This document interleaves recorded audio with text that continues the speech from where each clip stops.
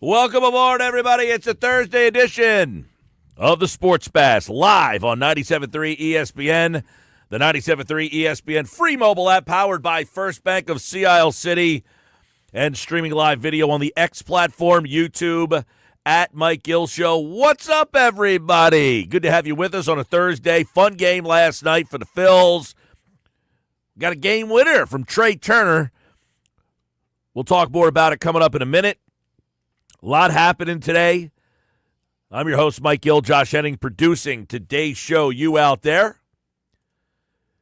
Adam Schefter says the Eagles are ready to make some noise. You'll hear from Adam Schefter in about a half an hour. Kyle Schwarber comments on, would he rather hit leadoff or cleanup? Is there a difference to him? You'll hear that coming up.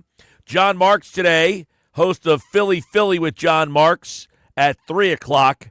Want to get his pulse on this Philly season. And history was made last night. When's the parade? I'll have the details in just a moment. Andrew DiCecco, football at 4. Scott Lauber going to check in on the Phillies in the 3 o'clock hour as well. We're jam-packed today. We got your help out there. 609-403-0973. 609-403-0973. That's the text board. That's how you get involved.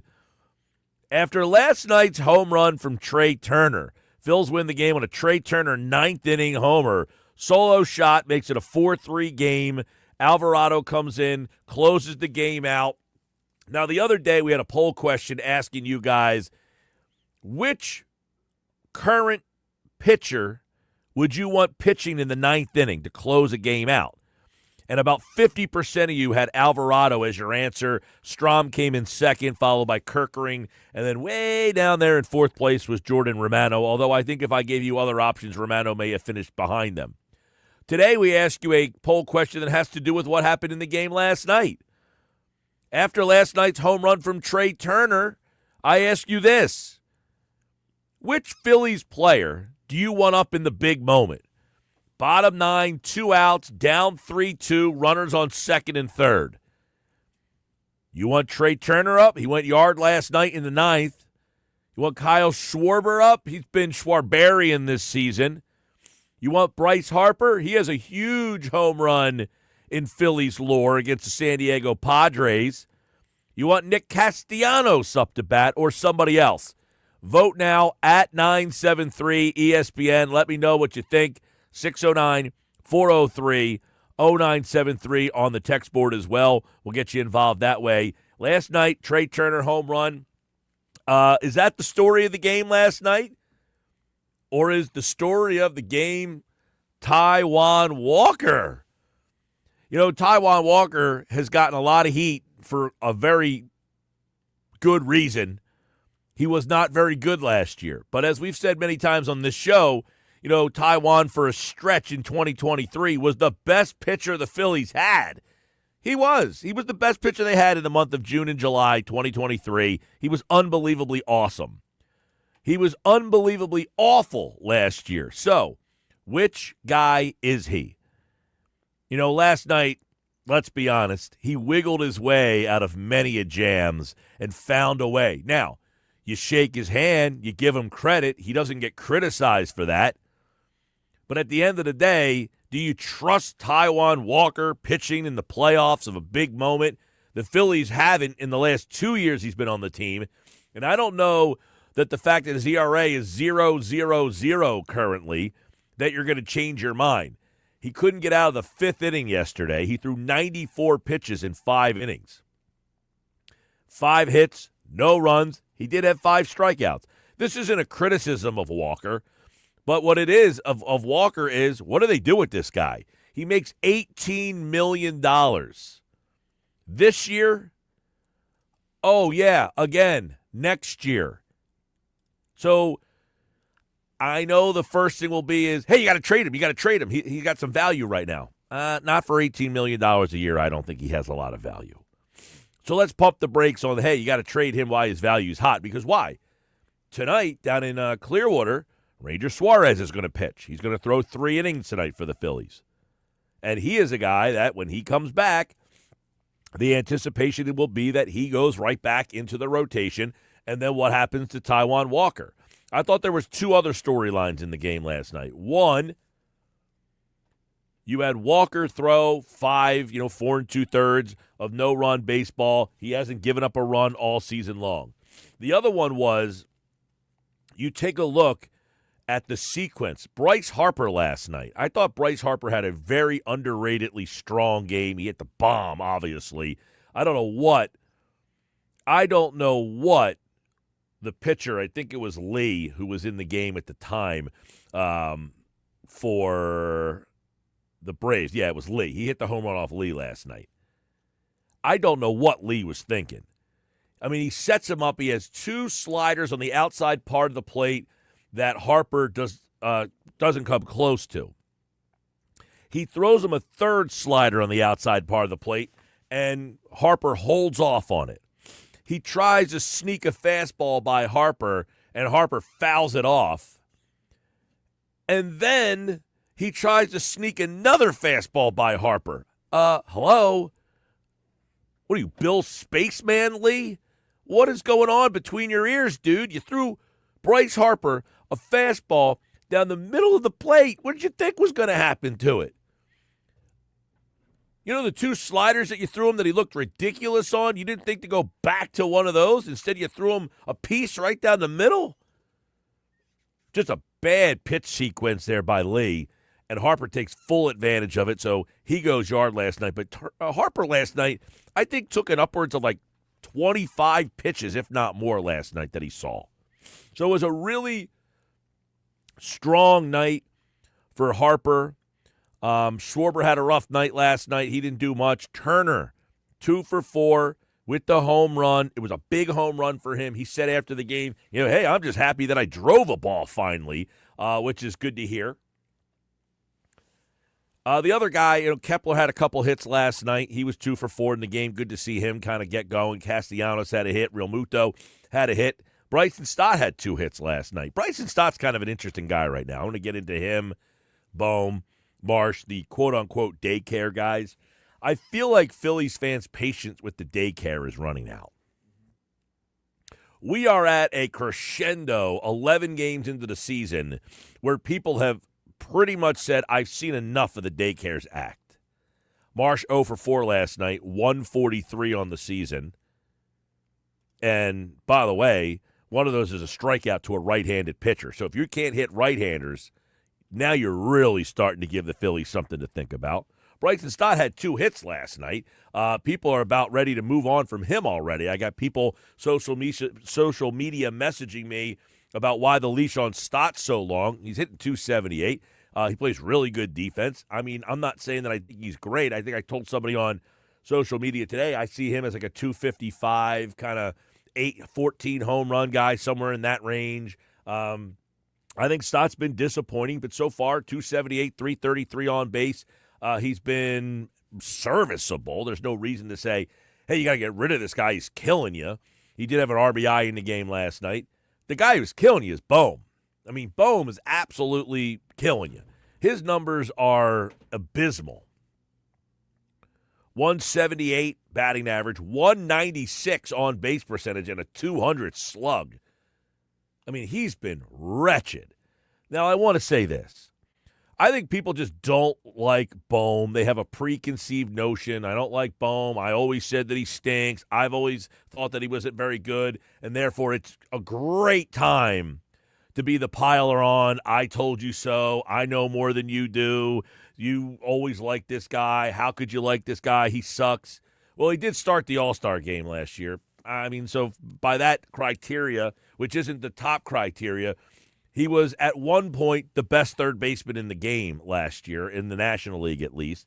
And you would say, well, that's a fan vote. Who cares about that? Okay, I'll play along. Alec Bohm last year hit over 300 with runners in scoring position. Now, if that doesn't sway you to say, you know what, yeah, he's had some big hits and some big moments. Alec Bohm hit over 300 this year and last year and the year before with runners in scoring position. He has been a pretty clutch player at the plate. The one criticism that I think is more than fair, if you want to be critical of Alec Bohm, is he does not hit for enough power. I figured his power would be something that matured and materialized as he got a little bit older. It has not happened. It is not there. It is not happening, and I don't think I'm waiting for him to all of a sudden become a 25 home run guy.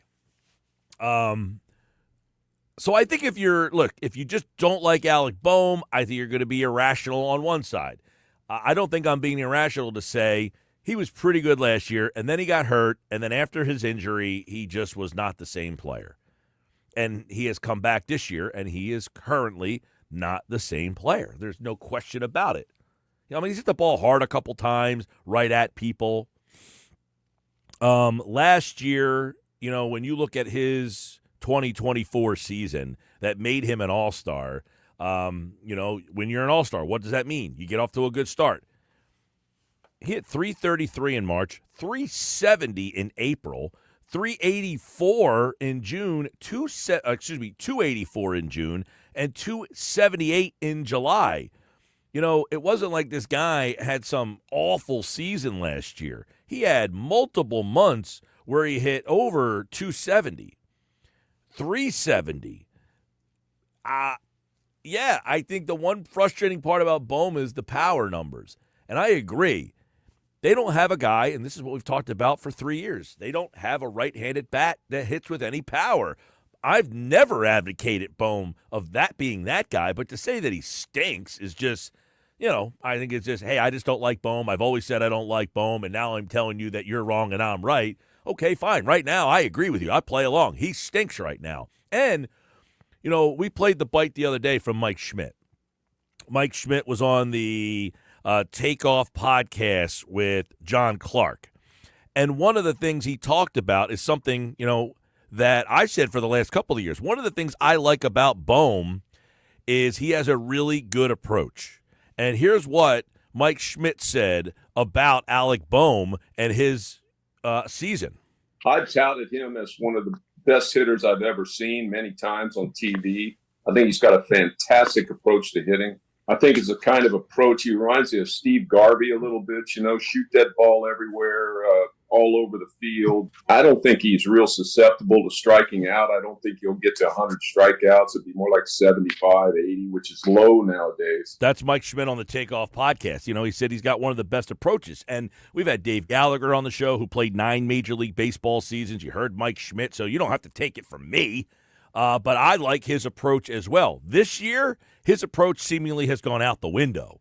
It seems he's trying too hard. He's pressing too much. He's swinging at first pitches. He's just absolutely lost at the plate right now. And that can't be sustainable for this team to have enough success because they don't have another option, really. Okay, fine. We can switch the lineup around a little bit. You put Castellanos in the 4 hole. Maybe JT hits 5. And then Bohm goes where I think he would be more productive and be a better fit would be in the 6 or 7 spot in somebody's lineup. You hit him in the 4 hole. He's a good hitter. He's not a power hitter. He's not a guy who is feared by other teams. So they'll throw Harper a lot of pitches they won't throw Harper a lot of pitches, I should say, because they really don't fear Bohm behind him. Even if Bohm is hitting his best month last year, Alec Bohm, in April, he hit 370 with 4 homers and 28 RBI. In June, he hit 284 with 5 homers and 21 RBI. But those numbers are still not putting the fear in opposing pitchers that they don't want to face him. And now they're getting him to strike out, they're getting him to chase, and they're getting him to ground into double plays. Bohm is a big problem if this is the Bohm you're getting.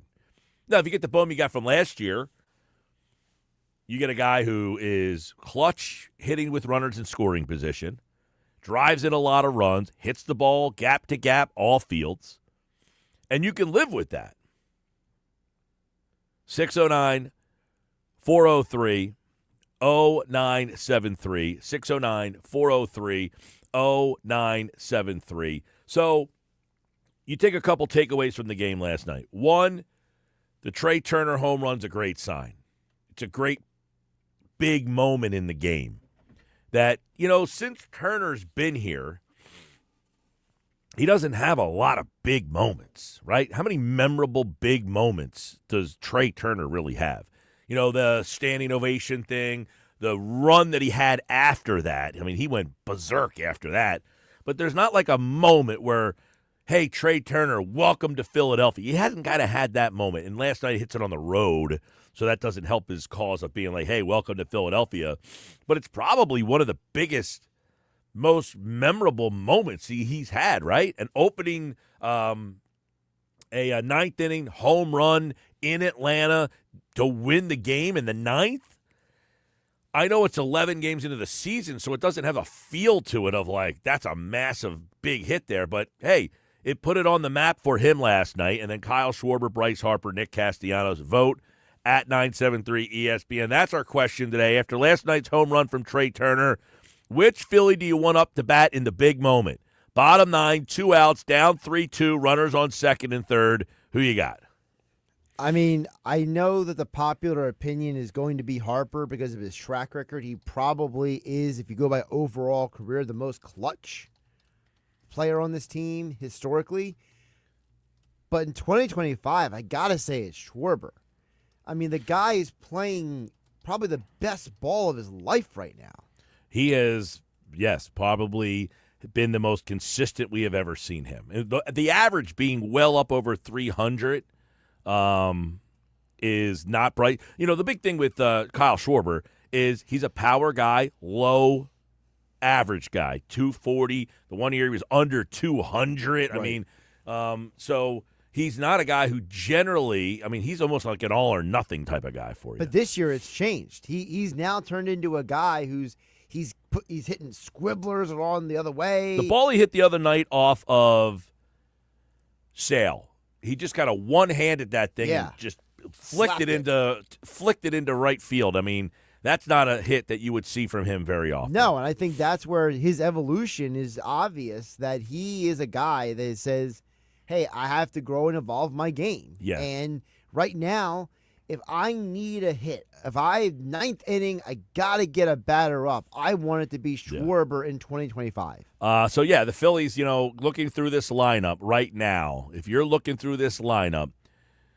I don't know how much longer you give Alec Boehm in that 4-hole. I mean, do they tweak it tonight? Do they already say, look, he's hitting 178? But how can you tweak it, though? Well, the lineup I gave you just a couple minutes ago, which was who's pitching tonight for they got a right-hander, right? Yeah, Schwellenbach.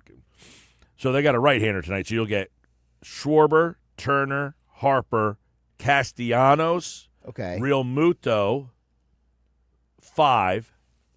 Put Boehm 6. You could put Kepler 6, Boehm 7, or you could put Boehm 6, Kepler 7. You put him somewhere in that 6-7 spot, I think he starts to kind of get better pitches, less pressure on him, and he can start to flourish again.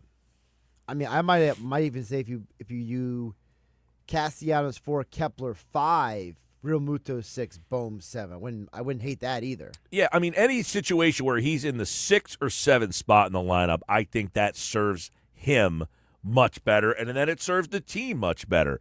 For whatever reason, they value Boehm more than they have Castellanos or Real Muto, and have not hit those guys in the 4 spot. They started last year, I think, with Real Muto or Castellanos.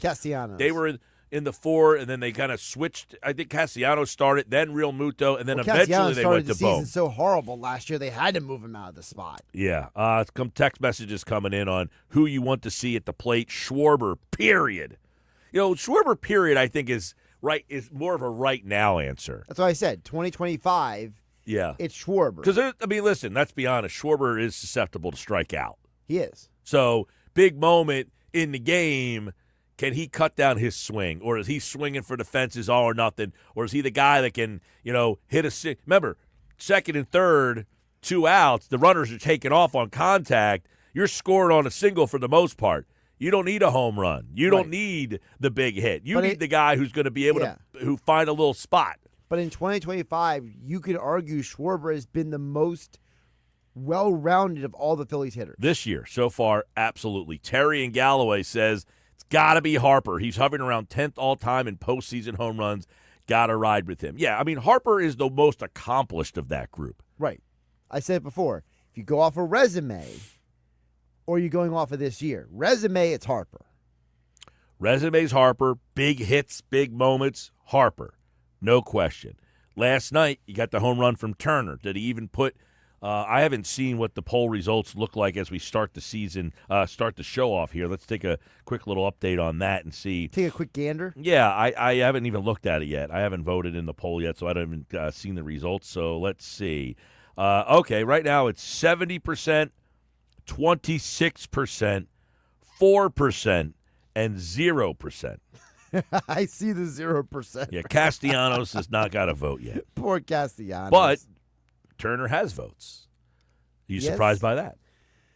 I'm surprised that Turner has votes and Castellanos has none. I feel like somebody somewhere might have been like, I love Nick Castellanos. There's always those people out there. Matt and Kate May says, Mike, it's not the sexiest or riskiest answer, but I'll go Harper all day. Consistency personified. He's always been clutch.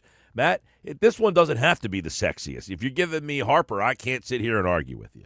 Hey, man, I don't need a race car all the time. I need what's going to get me to the finish line.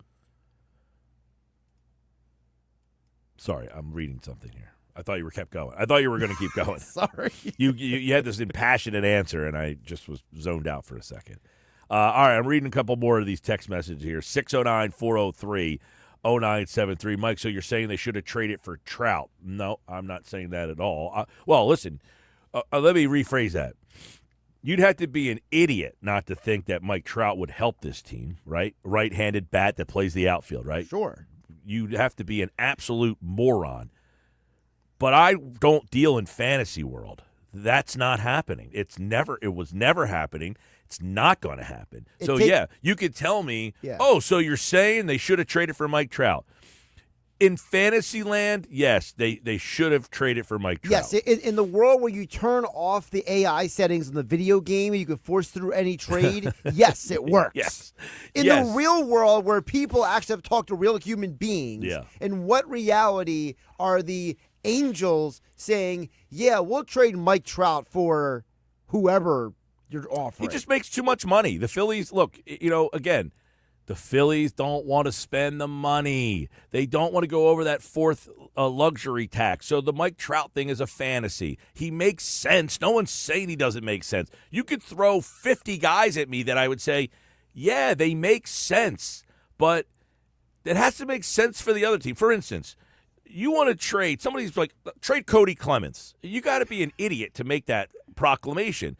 Cody Clemens is going to be cut next week. He's going to get sent to the minors next week. He has no minor league options left. If you're another team, why would I trade you for Cody Clemens when he'll be a free agent and I can pick him on waivers in 2 weeks from now? I mean, you just got to – I mean, I get it. Like, not everybody – you're just trying to make up fantasy trades and want to have fun, and I get it. I'll have fun too, but you can't tell me every day you should have traded Cody Clemens. Nobody – Cody Clemens is a 4A player. Every organization in baseball has Cody Clemens in their system. Everybody. The Phillies have two of them. They've got Cody Clemens. They got Buddy Kennedy. Buddy Kennedy's a right-handed version of Cody Clemens. These guys have no value. You can't just say, hey, I'm going to trade Cody Clemens because he bats left-handed and somebody, they're not giving you anything for Cody. Especially they can see the writing on the wall. Cody Clemens is going to have to get sent down to the minors. Now, they might keep Cody Clemens up, and maybe they send Rojas to the minors. I don't know. But Rojas is the other guy people want to trade. He has no value. And that gets back to what John Middleton said on the Philly Show podcast, where he talked about how that the Phillies were trying to make trades. They have tried to make trades, but other teams are not interested in what the Phillies are offering. This is Dave's call. It's not my call. It's Dave's call. And if you go back, for example, to last year, I mean, we looked hard. We talked to a lot of people. I mean, we pursued certain people very hard. And we made offers that I can't believe people rejected. But they did. And they were so, I won't say excessive, but so generous on our part that Dave and I looked at each other and just said, you know what, we're ambivalent. If the deal comes through, we're okay. If it doesn't go through, we're perfectly fine keeping these players that we've offered. That's John Middleton. Yeah, I mean, the Phillies saying we're trying to make deals. People are saying no. Yeah, because no one has any interest in Cody Clements or Johan Rojas. Or anyone else, it seems like. And, there was a lot of reports they tried to move Bohm, but their asking price was way too high on Alec Bohm. Right, like there was a report that came out that they offered Bohm and a couple other players to try to get on Kyle Tucker, and the Astros said no thanks. Yeah. So, yes, should they have traded for Mike Trout? Yeah, if there was a deal that was... If there was a deal to be made... If they called the Angels and the Angels said... Now, I don't know, the Angels might have said, we'll take Andrew Painter, Aiden Miller, and Justin Crawford. We'll give you Mike Trout. Should the Phillies have made that deal for Mike Trout? What kind of deal are you trying to make for Mike Trout? Let me guess, Taijuan Walker. They'll take the salary. Nobody wants Taijuan Walker, all right? Give me somebody of substance. Give me a real deal, and we can kind of have that conversation. Nobody wants Cody Clements, Johan Rojas. They are not getting you anything in return. I can tell you that on good authority, all right? Sports Bass Live, 97.3 ESPN, the 97.3 ESPN free mobile app. Live video streaming on the X platform, YouTube, at Mike Gill Show. Subscribe, like the show. Adam Schefter says the Eagles are ready to make some noise. You'll hear that coming up next on the Sports Bash Live on 97.3 ESPN. But first, caller 609-573-3776, 609-573-3776. Caller 7 right now, you are entered into this year's Eagles draft party at Ocean Casino Resort. We're moving to the Gallery, by the way. The show will be at the Gallery at Ocean Casino Resort in Atlantic City, where you can win a pair of tickets, club box seats to see the Eagles at Lincoln Financial Field. You can win an overnight stay. All the prizes still there. We're going to be at Ocean Casino at the Gallery, where we do our show live every Monday during the show, during the football season. And caller 7, you're going to be there, 609-573-3776, 609-573-3776. Pair of Eagles club box tickets on the line. Good luck.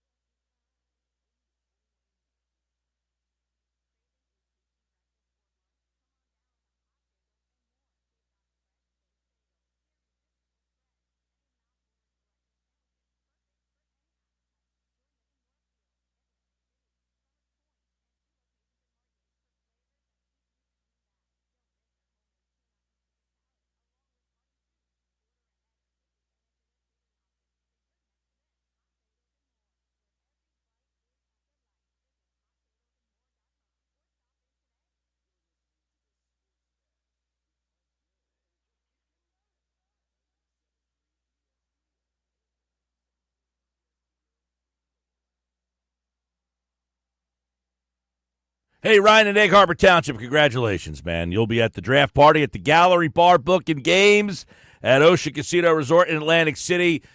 2 weeks from today, the NFL Draft. You can listen to it all on 97.3 ESPN. I'm Mike Gill. What's up, everybody? So, little Phils, we'll get back into them. Scott Lauber is going to join us.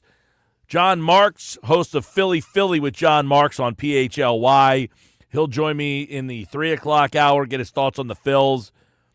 11 games in, can you get a real read on this team? Is Alec Boehm going to stink all year? Is Brandon Marsh going to stink all year? Is Bryson Stott just an average player, or is there another gear in him? Is this who the Phillies are? We'll talk to Jon Marks coming up in less than 30 minutes from now on the Sports Bash. 609-403-0973 if you want to get involved on the show as well. On the Adam Schefter podcast, he expects the Eagles to be big movers on draft day. This is what Schefter said on the Adam Schefter podcast. Let me give you one team that I think is going to be in the market to be bouncing all around, potentially either moving up draft boards or trading for a veteran player or two. Your defending world champion Philadelphia Eagles. Over the next 2 drafts, the Eagles are scheduled to have 20 draft picks. 20.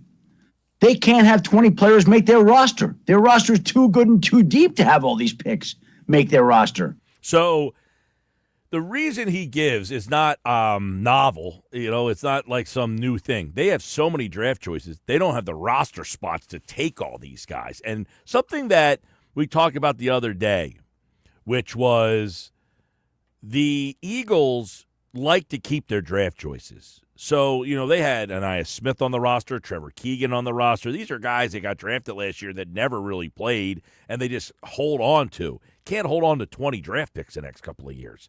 So as Adam Schefter points out there, he expects them to be trading draft picks this year because they don't have room for all these guys. And this is something that they usually do. This is who Howie Roseman is and who Howie Roseman has been.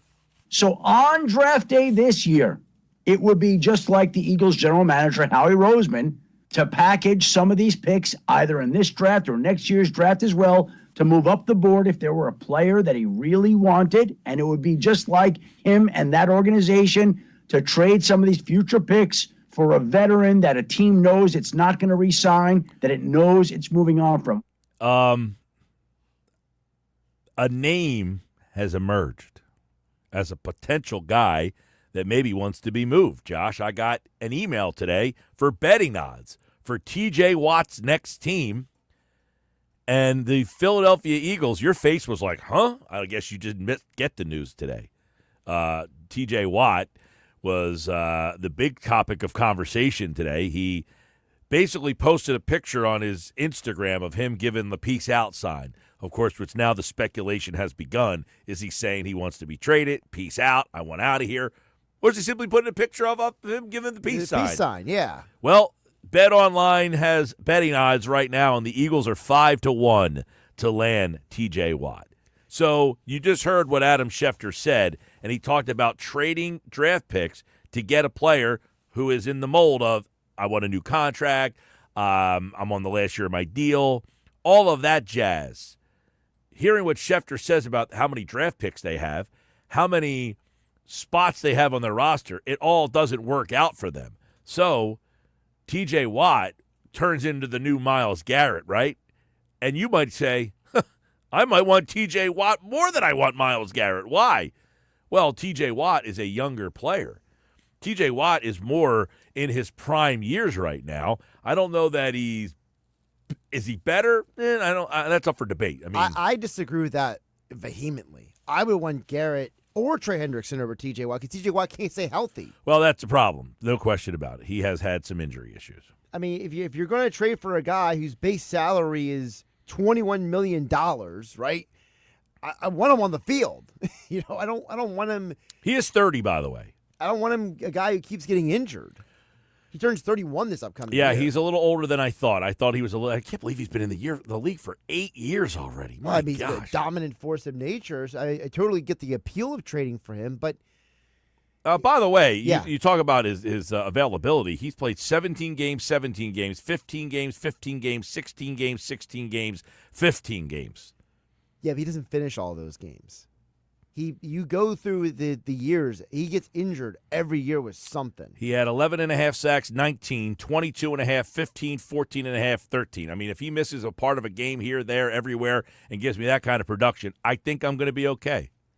That's just me. 2022, he missed, I don't know if they had a 16-game season or a 17-game season that year, but he played in 10 games that year and had 5.5 sacks. So that's 1 year that, yes, he did miss 6 or 7 games. Yeah. But every other year, he's played either 15 or 16, or the last 2 years, he's played all 17 games. And by the way, in 2023, he played 17 games and had 19 sacks. I can't really argue with that production. You know, I'm not going to sit here and say I'm going to argue with that kind of production from him. 5-1 the Eagles are. The Seahawks are 4-1, and the Patriots are 3-1. Now, I don't know how realistic T.J. Watt, wants to be traded. Does he want to be traded? I'm not big into reading social media, Instagram photos, but hey, because of this photo, it got me an email that got sent to me today. I got it right in front of me here, and it is the chances that T.J. Watt, it says, Mike, T.J. Watt nearly broke the internet last night with his puzzling Instagram post, which has since been deleted. Here's the picture, and it's a picture of him, peace sign, basically like, I'm out of here. There are hundreds of articles out there on what this post could have meant. Is he retiring? Is he requesting a trade? Is he focusing on the Steelers' hand is he forcing the Steelers' hand by making them renegotiate his contract? Or simply is he saying peace to all? Only T.J. Watt knows. But betonline.ag, odd makers, you can't bet this in America. It's got to be an offshore book, which is what BetOnline is. They sent me an email with the odds on his next team. The Patriots are 3-1. The Seahawks are 4-1. The Eagles are 5-1. So 5-1 on the Eagles. T.J. Watt, are you in or are you out? 609-403-0973. I'm just worried about his long-term health. And I know you point out the games, but like I said, every year he's got something. And to me, if I'm choosing between him and Trey Hendrickson, I think Hendrickson is a little less expensive, and he has less of an injury history. And also, Hendrickson has been much more vocal about maybe not wanting to be with Cincinnati. You know, I can't get too excited about T.J. Watt putting the peace sign and then deleting it later. He might have deleted it just because he was like, y'all don't understand me. Watt is actually older than Myles Garrett. I cannot believe that. Isn't Has that Watt been in the league longer than Garrett? I don't know if he's been in the league No, they're in longer. the same draft. They were in the same draft class, yeah. Jeez, I would never have guessed that. Watt does not seem like he's been in the league for 8 years. I mean, I've been listening to the Scoop City podcast, and Chase Daniel, apparently him and Trey Hendrickson are like buds. And Daniel basically said that the fact that Hendrickson went on Pat McAfee's show and said what he said is a huge sign that he says that guy wants out.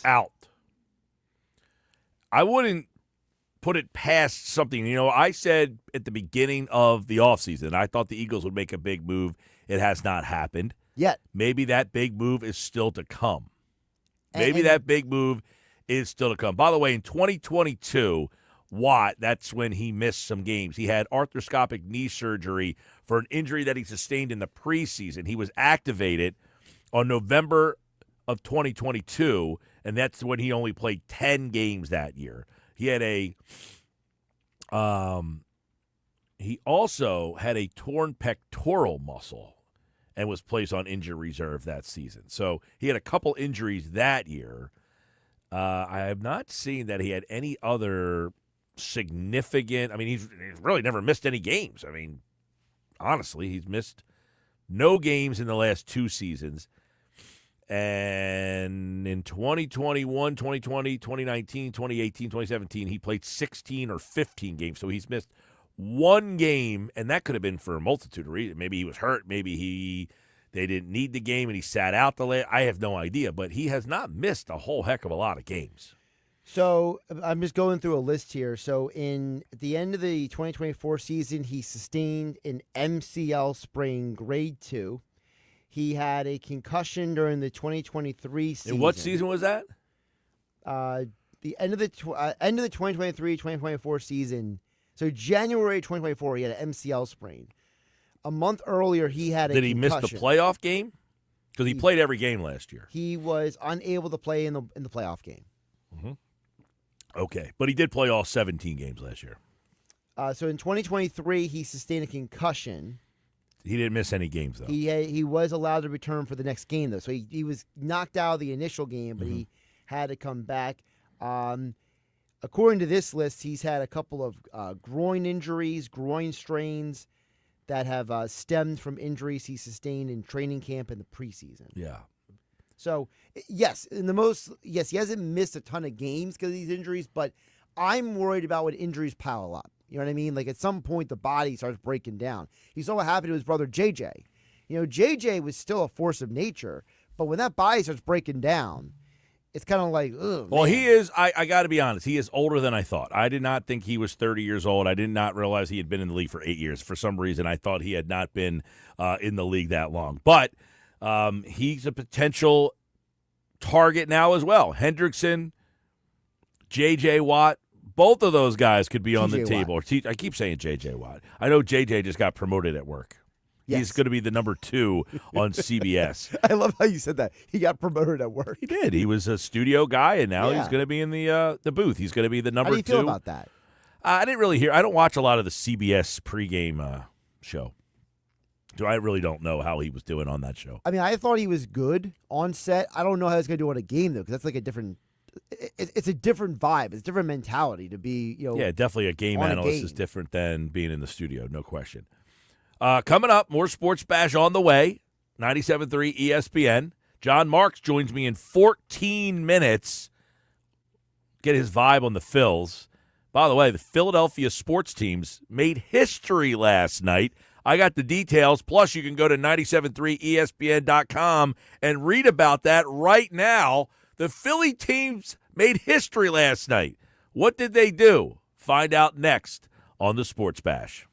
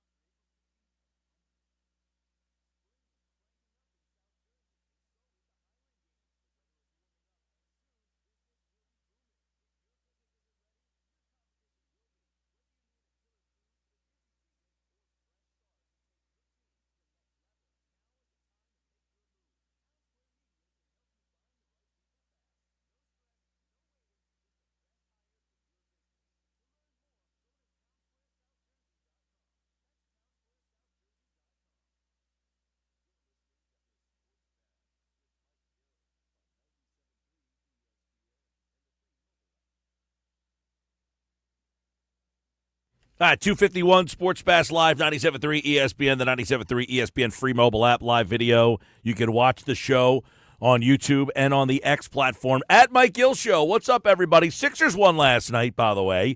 They end their 12-game losing streak. Don't worry, the win didn't really do much in the standings. They only have 2 games left. They're 2.5 games up on the Brooklyn Nets, so it looks pretty good that they're going to be one of the 5 worst teams in the NBA, so that means they have a 63.9% chance to keep their pick. You feel good about that?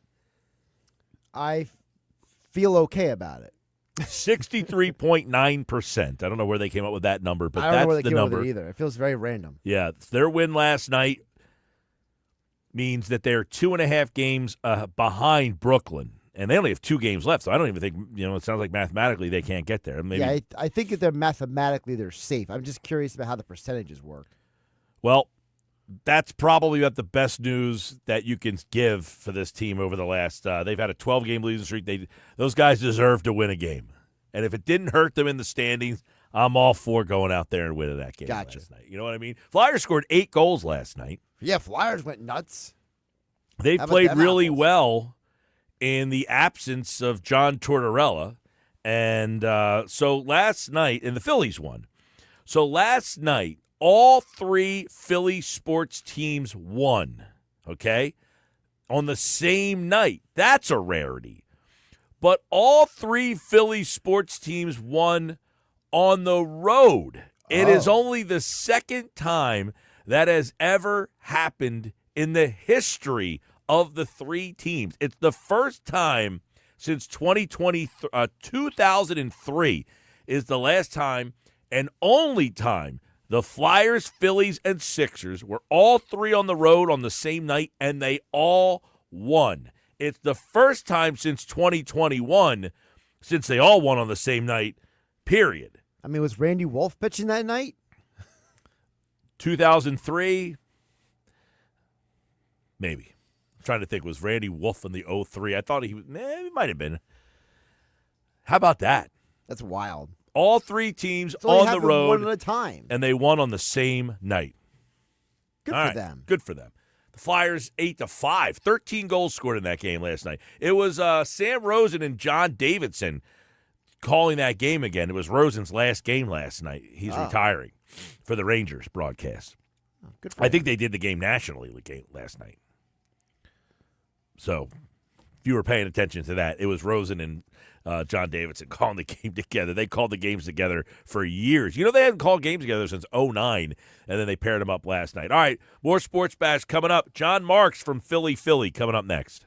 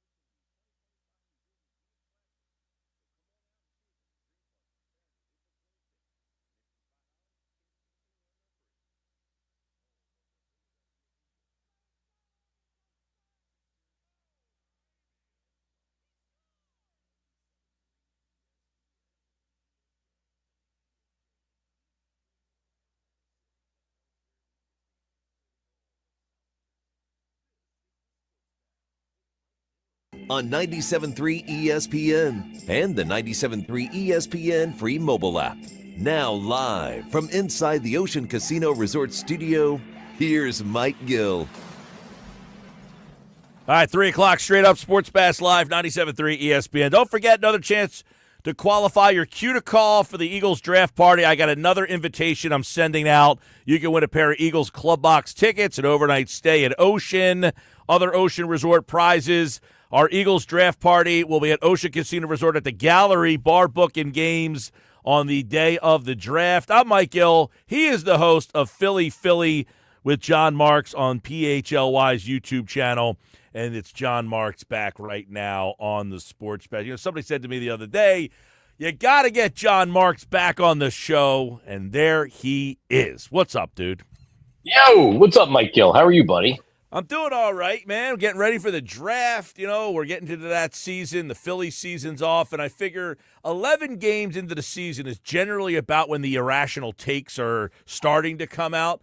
Are we at the point of the season where we have enough irrationality to think that people are done with this Phillies team already?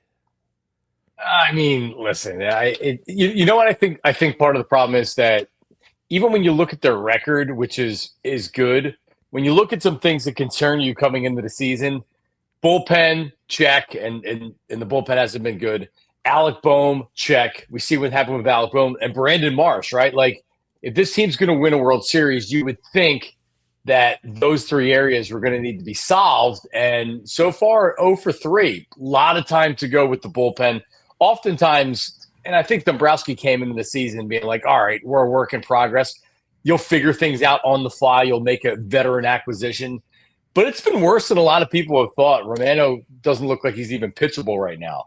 But it's the football mentality, Mike Gill. We have such an Eagles mentality in this city. We treat baseball games, 162 of them, like we're playing football. Well, you're right. And a lot of people like to be the guy who says something and then I'm right, I told you so. And a lot of people are the Alec Boehmers. A lot of people don't like Boehm. I think Boehm is one of them guys. He's a tough guy to like. He sometimes always has a punchable face, always has an attitude-looking problem, you know, and then he was pretty productive last year. I mean, the guy started in the All-Star game. He had over 300 with runners in scoring position. If he doesn't get hurt, he has over 100 RBI. But I think the fact that he plays third base and doesn't hit for a lot of power, people just think he stinks. I guess the question I'm running down the road to, though, is are we ready to say, you know, he's not a bad player, but he's just not the right player for this team? Yeah, you hear a lot of people talk about his body language, and his body language is poor. You saw it, and we're going back years now. I don't think it's a I think there's a reason why the Phillies were looking at possibly trading Boehm last offseason. Not that they were trying to give him away, not that they had an edict like, hey, we got to trade this guy. There's no way he can come back, but they looked at him and said, maybe this is a good time to try to get rid of him because his value should be as high as it's ever going to be. He was as an all-star player last year. And there just wasn't really a ton of interest at what the Phillies were looking for. I'm sure there were plenty of teams that would have taken Alex Boehm off of your hands, but you know the Phillies were looking for a start, like some of the young starting pitchers in Seattle. They were looking for some other valuable players. It's unfortunately when you play a power position like a corner, like a corner infielder, like third base, you're expecting a little bit more power. That's not going to be the case with Alec Boehm. But can he be productive? He was productive last year. He was good in RBI situations. You mentioned if it wasn't the injury, he gets 100 RBI.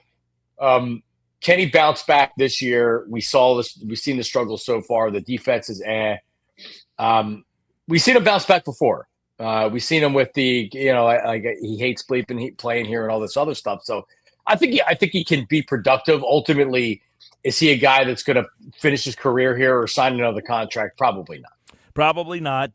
Jon Marks is with me. All right, John, are you over the Marsh thing? Is Marsh done? I mean, it feels like this overall, this whole daycare, it feels like people are over it. If you're picking guys out, though, is the Marsh thing just not feasible? It doesn't seem like he's an everyday player. I think we're down that road. Even though they said they wanted to give him a shot, it doesn't even feel like they've given him the shot.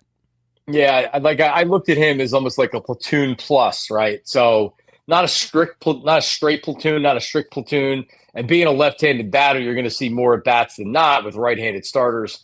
But it doesn't even seem like that he's anything more than an average major league outfielder with a little bit of upside, right? Like, yeah, I think when they made the trade and they acquired him, he hadn't proven that he can consistently hit right-handed hitting, and he was still like a prospect that was just entering majors.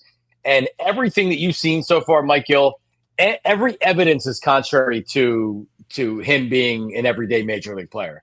Just is one of the reasons why the Phillies haven't made the World Series, or last year they didn't take that next step. You had mentioned the daycare, and just even you mentioning the daycare kind of now gets a negative, like, all right, I'm tired of the daycare, man. I'm tired of pouring Dixie cups of water on the head and everything else. I'm hoping Stott takes a step this year and turns things around, kind of like what you saw, to build on what he did 2 years ago. I just don't think you're going to get that from Marsh. I still am holding out hope that Stott can be an all-star type player. There's no hope with that Brandon Marsh. To me, it feels like, all right, can he be a third to fourth outfielder, and can he check that box off for the team? Because to me, that feels like best case. Yeah, well, the interesting, the other guy is Crawford. I'm already getting, bring up Crawford. People like to see the new toy. He's left-handed, too, so if you do bring him up, that almost gives Marsh no role. I mean, if you're the backup guy and you're also left-handed, you're in a really tough spot. So I think you got to really know that Crawford is ready to go, because if you bring him up and he falls on his face, what do you do with Marsh? Do you just – I don't have no clue. So would you be – for or against just saying, you know what, bring the kid Crawford up and let's see what he can do? Well, no, because I want him to get every day at bats. I mean, he's going to see the major sometime this year. I think you would probably agree that at some point he's going to come up. Does that mean that Rojas is struggling a lot like we saw last year? And last year, Pache was the guy that was going to be the right-handed, or was going to be the platoon with Rojas. So could Crawford be a guy this year that comes up and kind of plays center field? Because if Rojas is starting and Kepler's playing, like you had said, where is he playing? Now you have a bunch of left-handed hitting outfielders, and Rojas is your right-handed hitting center fielder. Where does that leave for Marsh? Yeah, like his role is defined. Marsh's role is defined. He's just failing with him. He is. Yeah, and well, the problem too with that platoon, John, is Rojas he's not there for his offense, so you have no right-handed alternative on the nights where Marsh starts and they bring a lefty in. You really don't have anybody to kind of say, okay, you're coming out in the sixth inning because we're going to hit for you. So then he ends up getting, handcuffed because he can't hit lefties, and you don't have a right-handed alternative to hit for him in those spots. So that's one spot where they're really kind of handcuffed. Where are you on Sosa? I'm getting bombarded with how I got people that want him to play over Stott. They're done with Stott. They'd rather see Sosa every day. They put him in the outfield. I don't have a big problem with that, but that's your right-handed bat you're going to stick in the outfield? Where are you on Sosa? Yeah, he's a part-time player with a long line of Phillies role players, utility players that are really good and have some spunk. Is he a little bit better than that? Yeah, he is a little bit better than that. He's better than a Tomas Perez. Freddie Galvis was he was a starter. Yeah, Tomas Perez was a good part-time player. The more you play, the more you get exposed. Putting a guy in left field that's never played the outfield before at a major league level is a bit of a risk. He made a great catch, robbing a home run, but he looked lost otherwise playing out there. What's going to happen when a guy who's infielder instincts? Sometimes you can't just put him out there and he's going to be able to play the outfield. So Rojas right field, Sosa being able to play in left field seems like a little bit of a stretch to me. Weston Wilson is going to be coming back, so he's probably going to gobble up some of those outfield at bats as a right-handed hitter. But you know what? Here's the way I ultimately feel about Sosa. He can take Bohm's at bats if Bohm's are struggling. He can take a day a week from Stott. He can take a day a week from Trey Turner. If Sosa's hitting, he can start 3-4 times a week. And if as long as he's hitting and he's effective, he can spell some of these guys that slump. So I like Sosa, I'm not going overboard as many people often do with part-time players. When they become full-time players, they often get exposed. And I think that's ultimately what happened with Sosa. Yeah, the Sosa love early is it's an early part of the season. People are clamoring for something to say the guy on the radio is an idiot about, but I'll stick with you on this one. Sosa, to me, the reason one of the things that makes this team what they are is you have a player like Sosa. He can fill in at second when your guy's struggling. He can go to short when your guy's struggling. He can go to third when you're the left field. One thing that's underrated about left field, yeah, he can catch a fly ball hit to you, but do you know where to throw the ball? The cutoff man, when the guys are on base, where the ball goes to. Last night the other night he just threw the ball aimlessly somewhere because he didn't really know what to do with it. Guy rounding second, going from third to home, and there's another guy following that guy. You got to make sure you hit the cutoff man so the guy doesn't get an extra base. And sometimes if you don't play the outfield, you don't know what's going on there. But that's one thing we'll see what the Phillies do. I'll leave with the Phillies on this because I want to get a couple quick Eagles thoughts from you. Is this the year? We heard so much about Dombrowski and all these major trades he's made over his other stops, Detroit, Boston. He has not done that here. Is this the year that he says, you know what, it's all or nothing. I go for broke. I'm doing it. Yeah, you wonder what that position is. It's not going to be starting pitching. Could it be a bullpen piece? I mean, he acquired the best closer on the market last year, or arguably the best closer on the market last year. True. A rental. Gave up two real prospects to get a rental. Estevez, that didn't work out. I don't know where you would be able to fit that in financially. I know they have some money coming off the books. Maybe for a left fielder, right? Maybe for an outfielder. Is there a trade where you're trading Bohm? I don't know if there's. I know this, Mike, that if there's a deal to be made out there, Dave Dombrowski doesn't care about 2027. Because he'll be a national in 2027 if this stuff doesn't work out. So yeah, he'll be aggressive. He'll be aggressive to do it. I don't know if the move is going to be there to be made. Yeah, I agree with. I'm interested to see. You're right. The Estevez move was, you did get an all-star level player in here, and that it didn't work out great. He was not great in the playoffs, and then you didn't even retain him. So that's another thing you gave. And by the way. They've made some trades over the year. I bet you they like to have Dominguez back for Austin Hayes and put him in the bullpen right now, right? Yeah, he was, and he was struggling. To me, that felt like a knee-jerk move. That was like, man, we're like, let's just move on. Austin Hayes will give us an outfield bat that'll really help us, and we can try to win. It goes back to Dombrowski saying, all right, let me look ahead to next year. Sure, Anthony Dominguez is going to be making some money. We probably don't want to fit that in the bullpen, and we can try to win this year with Austin Hayes. The problem with those deals is if you don't win, now you're left, now you're left with your thumb up your butt, and you're like, well, how nice would it be to have Dominguez right now? They could sure use him, man. They could. All right, 32, Howie Roseman. The real quick question would be, does he make a big move? This has kind of been a quiet – get the 1 year low risk, high reward type of guys. But is he lingering 2 weeks from tonight? I think he's always lingering. All right. And it's impossible. And it's the answer the answer you get from a lot of people is that there's a 0% chance that Howie Roseman doesn't make a move on draft night or on draft weekend. He's going to do something. Is he acquiring a veteran player? We've seen him do it so many times. Is he moving up, moving back? Yeah. A veteran player, could he get somebody in the secondary? Could he get a linebacker? I think he could. Honestly, I think that he kind of lets the first round play out and trades out of 32, trades up in the first round. But I'd be surprised if he stayed at 32.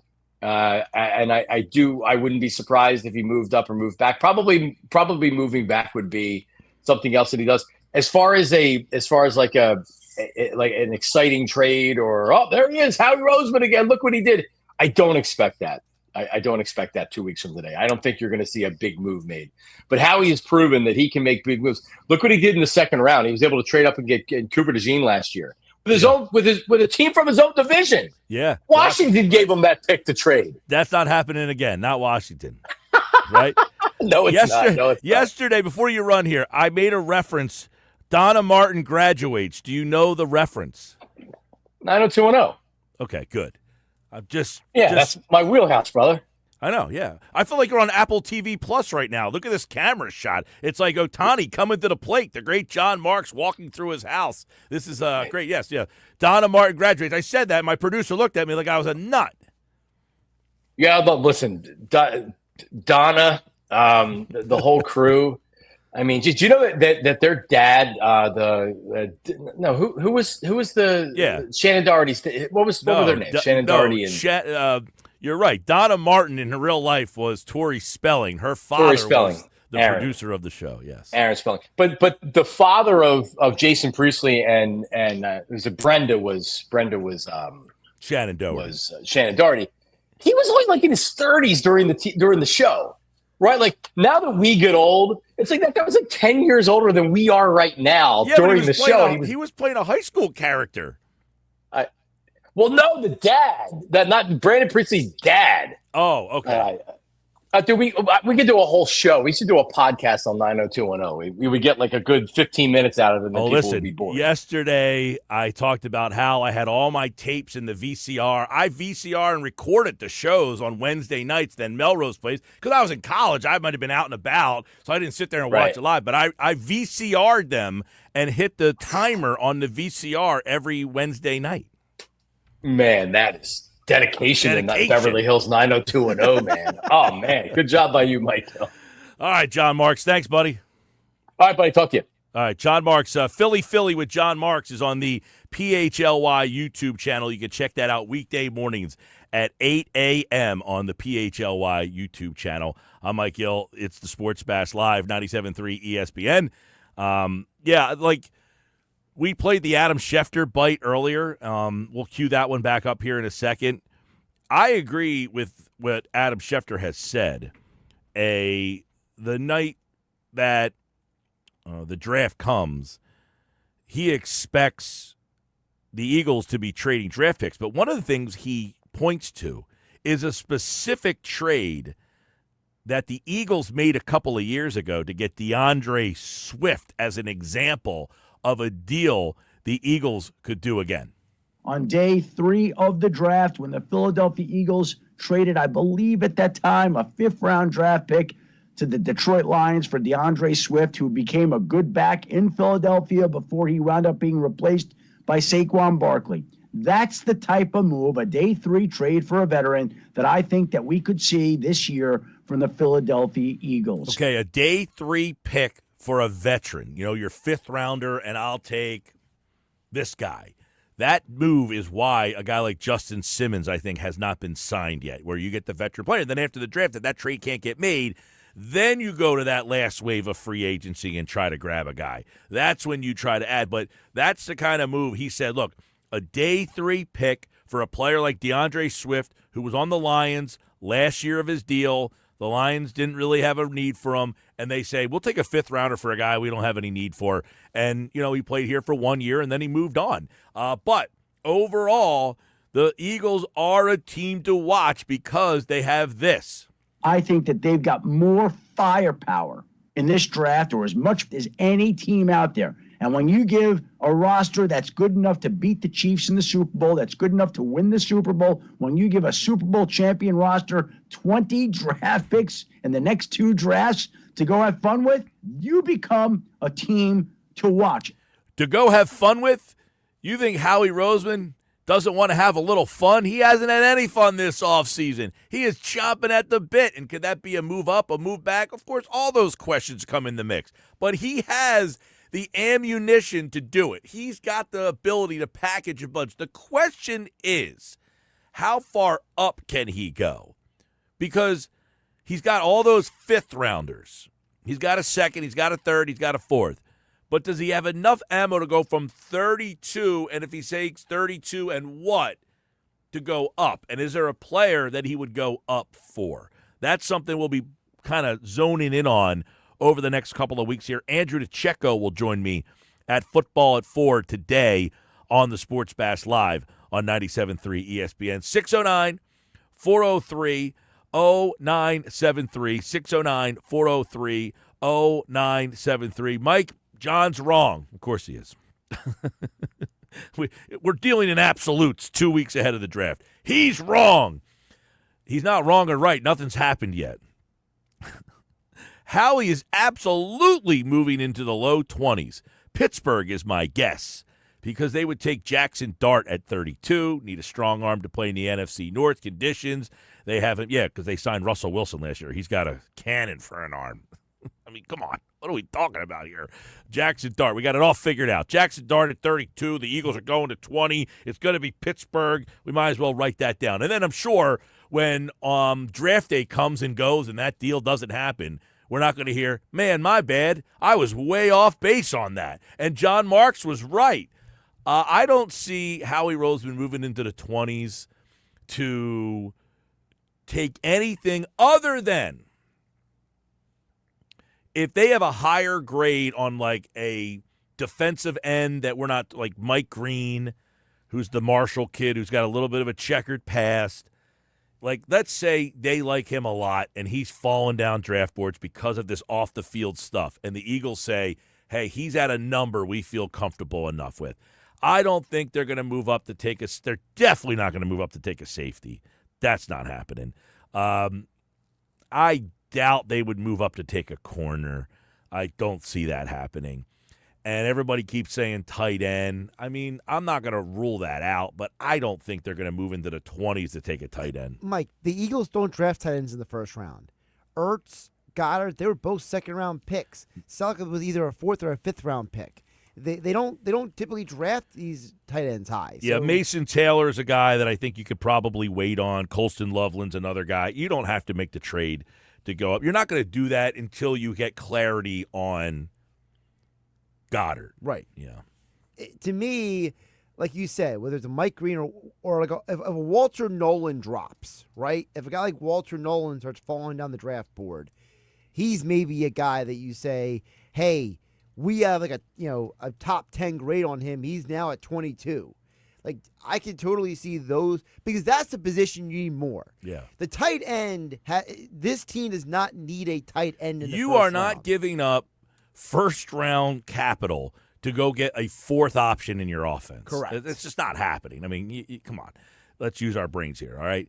The Eagles have Saquon Barkley to hand the ball to. They've got A.J. Brown to throw the ball to. They've got Devontae Smith to throw the ball to.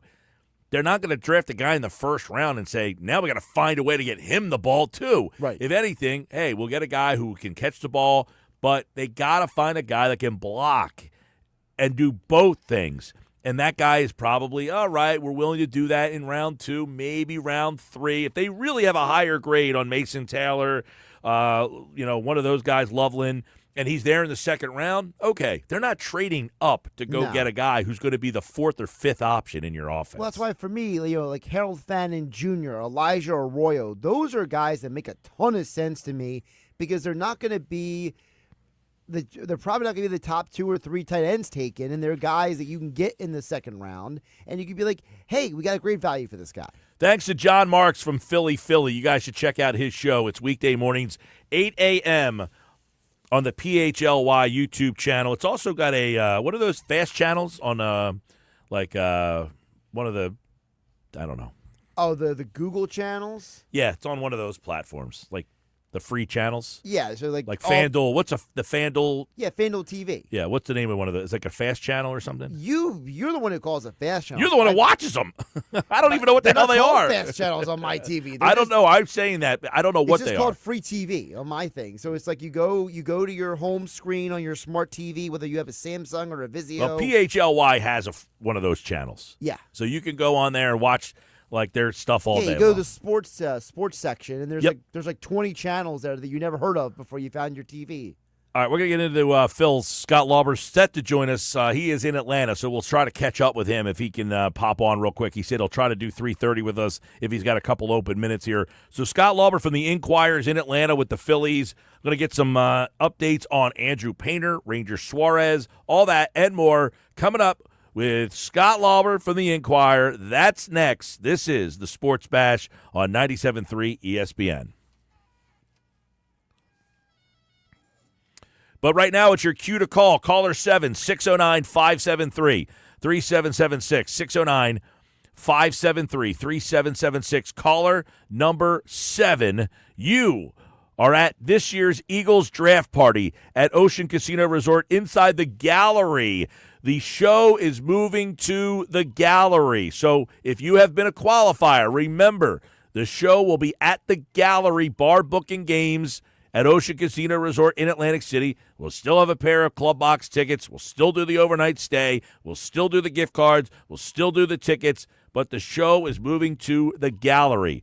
Caller 7 right now, 609-573-3776. 609-573-3776. Bonus chances coming up this hour. Listen, but caller 7 right now, you're in.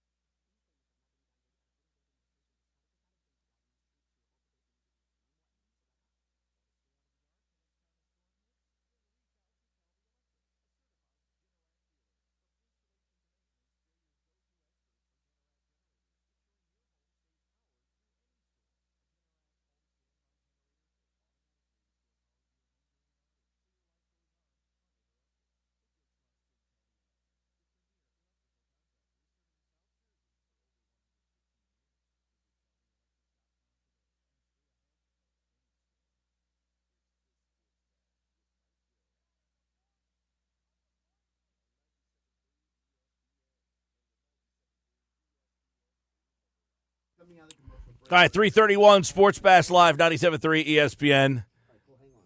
Give a shout-out to our latest qualifier. Ryan in Little Egg Harbor was our qualifier in the 2 o'clock hour. Oh, I don't have the 3 o'clock hour. Oh, here it comes. I'm anxiously awaiting the name. Josh is about to send it to me. Eric in Margate. Congratulations, Eric. So nice to see you. Scott Lauber is the Phillies beat writer for the Philadelphia Inquirer. And the Phillies in Atlanta getting ready to finish off that series. Been a fun series, back and forth. Trey Turner last night with the home run in the 9th to win the game for the Phils. And then they went to Alvarado, kind of a scary save situation, but he got the job done. And I know it's only 11 games in, Scott, but I'd like to get your kind of takeaway on this bullpen. Is this going to be a constant problem? Do you think they can get this thing kind of fixed and put together? Is it too early to tell, or is there some signs already that this bullpen might not be good enough? Hey, Mike. Yeah, I mean, I thought in the offseason, after the offseason played out as it did, I kind of looked at their bullpen and I thought that they looked like they were maybe a man short. I think you and I have talked about this before, and the math, if you just do the math, right, they lost Jeff Hoffman and they lost Carlos Estevez, and they replaced them with essentially Jordan Romano. I know they signed Joe Ross as well, but he profiles more as a middle guy or a maybe multi-inning guy. And so, 1 + 1 still equals 2, and they really replaced 2 relievers with 1. So I kind of thought, all right, and it's okay early in the season if you might be a man short, because bullpens evolve and you can give guys in your organization an opportunity to step up and fill those roles. Nobody saw Hoffman filling the role that he filled 2 years ago, or Andrew Bellotti 3 years ago. Relievers can come up out of unexpected places as long as you have your bullpen at full capacity by the trade deadline. And I think you're looking at, maybe their early season need is going to be in the bullpen. And it wouldn't be a surprise. They've gone out and gotten relievers at 3 of the last 4 deadlines. It looks like they might need to do that again because Romano has struggled. Alvarado can't pitch every day. Last night he threw, I think, 30 pitches, which probably means he's down tonight. And that leaves you with Kerkering and Strom. And, last year they had 5 guys really at the back of the bullpen by the end of it. And this year they've got, 4 in a best case scenario. And with Romano struggling, it's really more like 3. So they're still kind of sorting it out down there. Maybe somebody does step forward like a Joe Ross or a Jose Ruiz, but as it stands now, you've got some numbers down there, and you need somebody to step forward. Yep, the bullpen has been one thing. Alvarado, I guess he is the closer. I mean, would they? If they don't like to usually say they have a closer, but are you getting the vibe that he is the guy in the 9th inning most nights now? No, not necessarily, because early in the season, as you know, Rob Thompson likes to give multiple guys opportunities in the 9th, depending on matchups and whatnot. Maybe he gets to a point where he's got a designated closer, but I don't think they're there yet. So I think you're going to see, look, if it's a bunch of right-handed hitters coming up in the 9th inning, and Kerkering has not pitched yet, maybe he's the guy. If it's a bunch of lefties, it's probably Alvarado. So, I think it still depends on the matchups and the pocket of the lineup that they're going to face. All right, Scott, I want to get your thoughts. You wrote a piece about the miscommunication, or there was a piece in the Inquirer about the miscommunication in the outfield. Is Sosa, in your mind, a realistic option as a right-handed alternative to anybody, or is this just, hey, he's got a hot bat right now, and we're just going to try? Because I know he was asked, would you start him in the outfield? He says, I would. But is that a realistic long-term option of playing him as a right-handed option? We'll see. I mean, they hope so. They hope that he could go out there and play left field and maybe even center field. I mean, look, you've got Rojas who can play center field as a right-handed hitter. So I would think the majority of outfield reps for Sosa would be in left. But they certainly hope so. They'd like him to be able to go out there and play. I'm writing something about Sosa actually this afternoon, and he's got the potential to be kind of like a 10th man for them. Like he's talked about himself in the context of an NBA sixth man, and in baseball that would be a 10th man, and I think in baseball 10th men tend to be pinch hitters. They tend to be maybe guys who are part of a platoon. Sosa's got the potential to be a true 10th man in the sense that, he could play 3 days a week at 3 different positions, or 4 days a week at 4 different positions. It's not, they're not interested in having a straight platoon at any of these positions, at least not yet. And he's more than a pinch hitter, more than a guy who could come up late in the game and get you a hit against a righty. He's a guy who could legitimately play second base one day, third base one day, left field one day. You're not going to take Trey Turner out of the lineup unless he's injured. You're not going to take Bryce Harper out of the lineup. But I could certainly see Rob Thompson using Sosa to give other guys a rest now and then, which they all do need over the course of a long season. So, I think left field factors into that equation for Sosa. And if he can go out there and do it, now people focus on the misplay, which certainly cost them the game on Tuesday night. The ball falls between Sosa and Rojas. Rojas needs to take charge of that ball. Sosa needs to not, the way it was explained, right, was that Sosa said, yours, yours, yours. Well, typically the outfielder only calls it when it's his. You say mine, mine, mine. Mm-hmm. And I think, I don't know, maybe Sosa thought, maybe Rojas thought Sosa was calling for the ball as opposed to saying, you take it, and the center fielder still has to take charge of that ball and call off the left fielder. But, clearly a miscommunication. Clearly there was a situation there where it was an inexperienced outfielder who was trying to communicate, just communicating in the wrong way. So he'll learn that lesson and won't do that again. But he also did rob a home run earlier in that game. He's a good athlete. He had a chance to play the outfield a little bit in spring training. He's going to get, I think, more chances to do so here, and they'll find out if he's a viable guy who can go out there and give you a start every once a week or so in left field. Talking with Scott Lauber from the Inquirer. Bohm off to a slow start. I know, we're talking about Sosa there, but, he had the trade talk. He had the injury last year. He has really struggled in the last, month of the last season, the playoffs last year, and now here. At what point, how long do they go with Bohm struggling along like this before they either A, move him in the lineup, or B, have to rethink possibly trying to recall some of these teams back that may have an interest in him? Well, I mean, if he struggles, in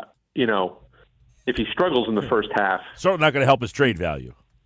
No, I mean, like they couldn't get offers that they deemed to be fair value in the offseason when he was coming off an all-star year. So I don't think, Alec Bohm struggling in April is going to make them pick up the phone and call the whoever, Reds, Royals, whoever was looking for a third baseman in the offseason and say, you want him now? Because the answer is going to be, sure, we'll give you even less than we were going to give you before. No, I think it's a matter of just trying to get him right. Rob Thompson does not typically overreact to a cold streak and drop a guy in the lineup. It's not the message he likes to send. But clearly, on the days when he bats behind Bryce Harper, you need to protect Harper. And if Bohm is not doing that, you're going to have to find someone who will. I don't overreact, though, to 2 weeks or even a month. I mean, there's just such a small sample to go on. So it makes it really hard. It makes it really hard to, someone who does what I do, who covers, the team, to kind of look at what you're seeing and try to decide, is it real or is it not real? And I think that, 2 weeks is a bad 2 weeks. Like if he was whatever he is, if this was the middle of June and he had 2 weeks like this, it wouldn't be as noticeable as it is now because it's all you have to go on. So, I mean, I tend to think he's going to be okay. He did have a good spring. I thought he reacted well to the uncertain off season, came in looking like he had something to prove, and it's good if he feels that way. So I don't know. I tend to think it's just a slow start, just a couple of bad weeks, and just knowing Rob Thompson, I'd be surprised if he suddenly drops him to like 7th or 8th in the lineup. But you do have to, keep a close eye on it because, like I said, you want someone batting behind Harper who's going to make sure that, teams don't just walk Harper to get to him. All right. What is your thoughts on where Marsh stands now? They wanted him to play every day. It already looks like they're almost bailing on that, and he is struggling against everybody, lefties, righties. It seems like slow pitch softball he would have struggles with at this moment in time. But are they already bailing on him playing every day? I don't think so. I think that they're committed to giving this a real look. One of my criticisms over the last couple of years has been that, Marsh didn't get what I consider to be a real extended look as the everyday center fielder or outfielder, whether it was center or left against righties and lefties. And it's a hard case to make because Marsh has not hit lefties at really any stage of his career, not for any length of time. He's had spells here or there where he's had some hits against lefties, but and I don't think, like when you face Chris Sale, when you face Tarek Skubal, when you face Garrett Crochet, when you face the elite lefties, I don't know that he'll be in the lineup for those games. And I don't think very many lefties are, unless you're Bryce Harper, unless you're Kyle Schwarber. I think most managers tend to take a guy out against those guys, but, I don't think they've given him an extended run, even against your run-of-the-mill lefties that you face. And the Phillies do tend to face a lot of lefties because they have a lot of left-handed hitters in their lineup. I don't think they're bailing on it yet. At least I hope not, because I think they need to get the answer to this question.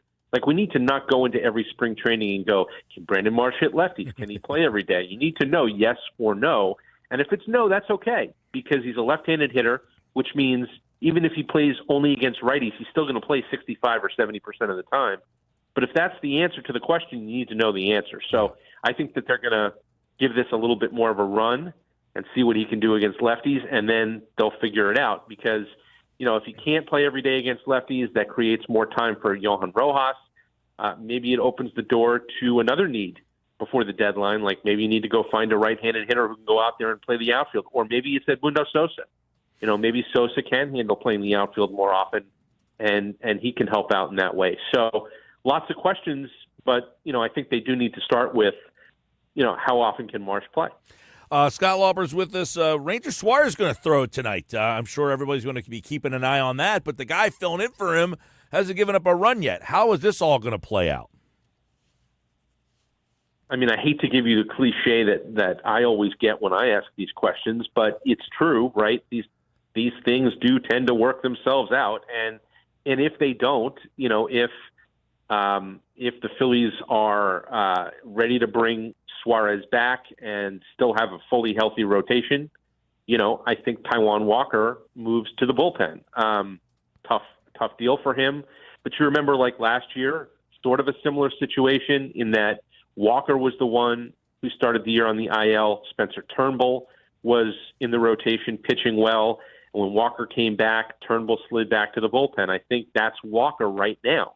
So if everybody stays healthy and Suarez makes a few rehab starts and is ready to go, I think that's probably what happens, is that Walker slots back to the bullpen. You try to keep him stretched out as much as you possibly can, but that's what ultimately ends up happening. And I think it's gonna be a few. I don't think you're gonna see like Ranger Suarez go out there tonight, pitch a couple of innings, 2-3 innings, whatever it ends up being in Clearwater, and then he's ready to go. Yeah. Like I think he's going to get 2, 3, maybe even a 4th rehab start, because he really didn't have much of a spring training. I think he pitched like 5 innings in Grapefruit League games. So I think it's going to be multiple minor league starts, and then they'll make a call, because they can afford to do that right now. I mean, Taijuan Walker's pitched well enough that you can afford to take one more if you need one more, Ranger, that kind of thing, to make sure that he's ready and that he's okay. Well, I know, Painter, he's going to throw on Friday. I know a lot of people are going to be watching that, and they're saying July. It really creates an interesting conundrum down the road if they want to bring him up. And Suarez is pitching really well. What do you do then? I guess that's fodder for another time that we catch up down the road. The last one I'll leave you with is, I probably should have brought this up first, but in your mind, is Justin Crawford an option for them at all if this struggle continues in center field? I mean, it could be. I think we're probably still early on that. I mean, it's been a couple of weeks for him as well in AAA. He's played pretty well there so far. The numbers are good. The reports are good. But again, like, number one, you got to get the answer on Marsh, as I was mentioning before. You've got to because I think once you bring Crawford here, you've made that decision that Marsh is not going to be your center fielder of the future, right? Or he's certainly not going to be your everyday center fielder. Problem two is that Justin Crawford bats left-handed. So you can't exactly have a Crawford-Marsh platoon out there because they're both left-handed. If Crawford were to come here, it would be to play every day. It would be to play center field every day. So I don't think anyone is quite there yet. Crawford's not ready for that yet, and I don't think they're ready on Marsh yet to make that call. Now, if Crawford keeps hitting and he keeps playing well, it's going to be a very, very interesting situation because, I do feel like they view him as their center fielder of the future. Dave Dombrowski does have history of moving guys quickly once they get to AA and AAA.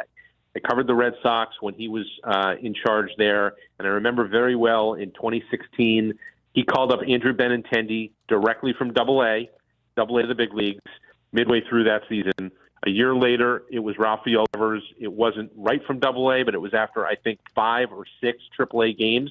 That was it, about a week in AAA. So the point is, if you're Aiden Miller, if you're Justin Crawford, and you're in AA in Miller's case, AAA in Crawford's case, you were really not that far away because Dave Dombrowski will push it if he thinks you're ready. So, again, I think it's probably a question worth revisiting 3 weeks from now, 4 weeks from now, 2 months from now, because if Crawford keeps playing well and Marsh continues to struggle, it does leave open the possibility that they could make a change in that area. But I think we have to see it all play out first. All right, Scott Lauber from the Philadelphia Inquirer, Phillies and Braves. Tonight you'll see Jesus Luzardo for the third time. He's been outstanding. We'll see how he navigates through the Braves lineup. And, of course, he was kind enough to join us right here on the Sports Bash on 97.3 ESPN. Thanks, Scott. Thank you. All right, and we'll have Scott on throughout the season. We'll talk more Phils as well. The Sports Bash live on 97.3 ESPN, the 97.3 ESPN free mobile app, and live video streaming on the X platform and on YouTube. At Mike Gill Show, you can watch the show, be a part of the show, tune into the show. So many ways to get us. That's the good part. You can listen on the radio. You can listen on your phone. If you're on YouTube, if you're on the X platform, repost the show, subscribe, and comment live on YouTube, at Mike Gill Show. Coming up, 4 o'clock, Andrew DiCecco has today's Football at 4, and that's on the way on the Sports Bash on 97.3 ESPN.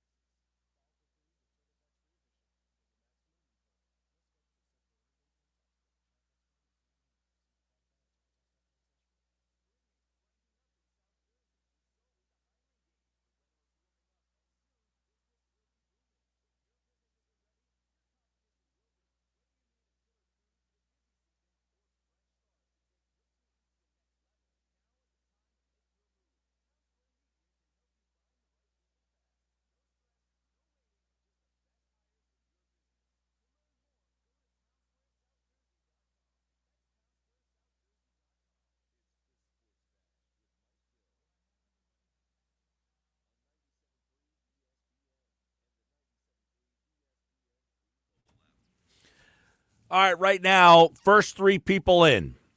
Text the word draft, your name, and where you're from to 609 403 0973. Text the word draft, your name, and where you're from 609 403 0973. First three people that do it, fastest fingers, bang, bang, right now.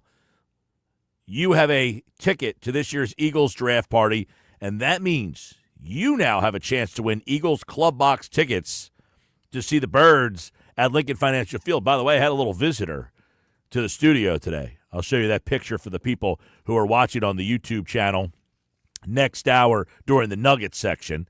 If you're watching on YouTube, we'll have a picture for you. A little visitor stopped by the studio today. 609 403 0973. Text the word draft and your name right now.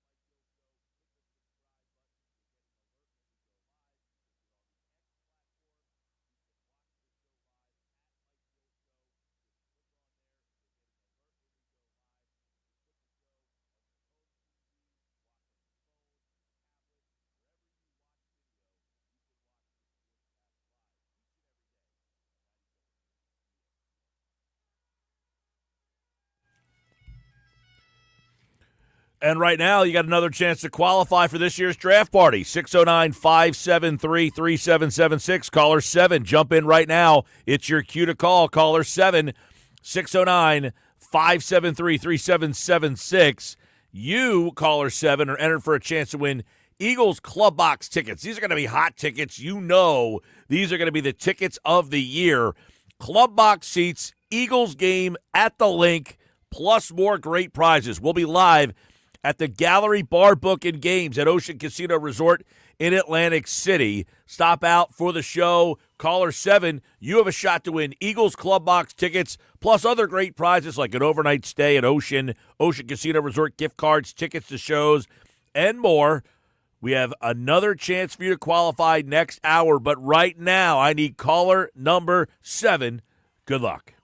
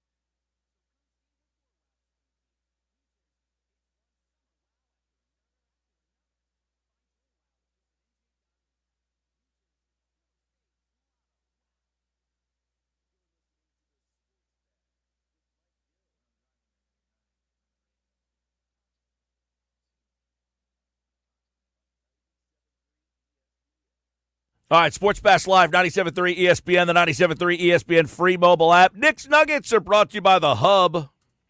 Gear that works as hard as you do. Hub is in Summers Point and in Mays Landing. Stop out and check out what they got. I told you I had a little visitor to the studio, and I was going to show you during the Nuggets segment. If you're watching on the YouTube video and on the X platform, you will see the video. You will see the visitor. Nick's face is priceless right now. He was like, okay, who's this visitor? He now is like, holy bleep. What's up, Nuggets? Wow, I am stunned. Mr. Lombardi made a visit to the 97.3 ESPN studios, I see. There he is, Wow. Mr. Lombardi, the Lombardi Trophy. That? He will be at the draft party, and you won't be. You're killing me. You are killing me. Killing me with this. Oh, yep. Man. He stopped by the studio and said, you know what? Why don't I show up at the draft party? I love it. I absolutely love it. Well, there's Mr. Lombardi. There's two of those now at Lincoln Financial Field. We love to see it. That's a great picture of you guys. That's a great picture. I mean, that's a picture that needs to go up on the wall, Mike Gill, with the Lombardi, Mr. Lombardi there. So if you're watching on the X platform, Mike Gill or the YouTube channel has a nice little photograph of the Lombardi Trophy. I mean, isn't it nice? It gets to make the rounds around the area. Oh, it's just great to be a champion, right? Doesn't it feel good to have your team be a champion? Looks great, man. Stopped by, got a little picture. Josh got his picture taken. So we're also going to be having the Lombardi out there at the draft party. We got it's going to be, we're winding down. The 18th will be the last day to qualify. So you have a little bit of time left to qualify still. And the phones have been bonkers. The text messages have been great. Remember, you get bonus chances if you're listening to the morning show in the 6, 7, and 8 o'clock hours. So we've been having a ton of response for this year's party. We got Eagles Club Box tickets, man. I mean, these are the tickets of the year. Yeah, this is fantastic. This is absolutely fantastic. Good. If you can get there, get there. I highly, highly recommend it. Last year was a great time. Too, I got to do better on my drive than last year. My drive was bad. I might have to find a way somehow, some way to get there because I'm getting a little jealous right now. I got to find a way, Mike. I got to find a way somehow, some way. We had a blast last year. We're going to do it again. It's going to be bigger this year. We actually are moving it to the gallery this year. The Top Golf will not be open and ready yet for us, so we're going to move to the gallery, which is a huge room because we have so many people that are going to be at the party this year. Yeah, so it's going to be a fun time for sure, for sure. All right, let's move along. Nugget number one. Before we get into the Nuggets, though, I mean, is this show turning into 90210 hour every day now? I heard you and Marks talking about it, the VCRs, et cetera, et cetera. I mean, what's going on here? I just asked him if he was familiar with the show. That's all. I mean, podcast apparently. You want to do a show on it? Yeah, he wants to do the podcast about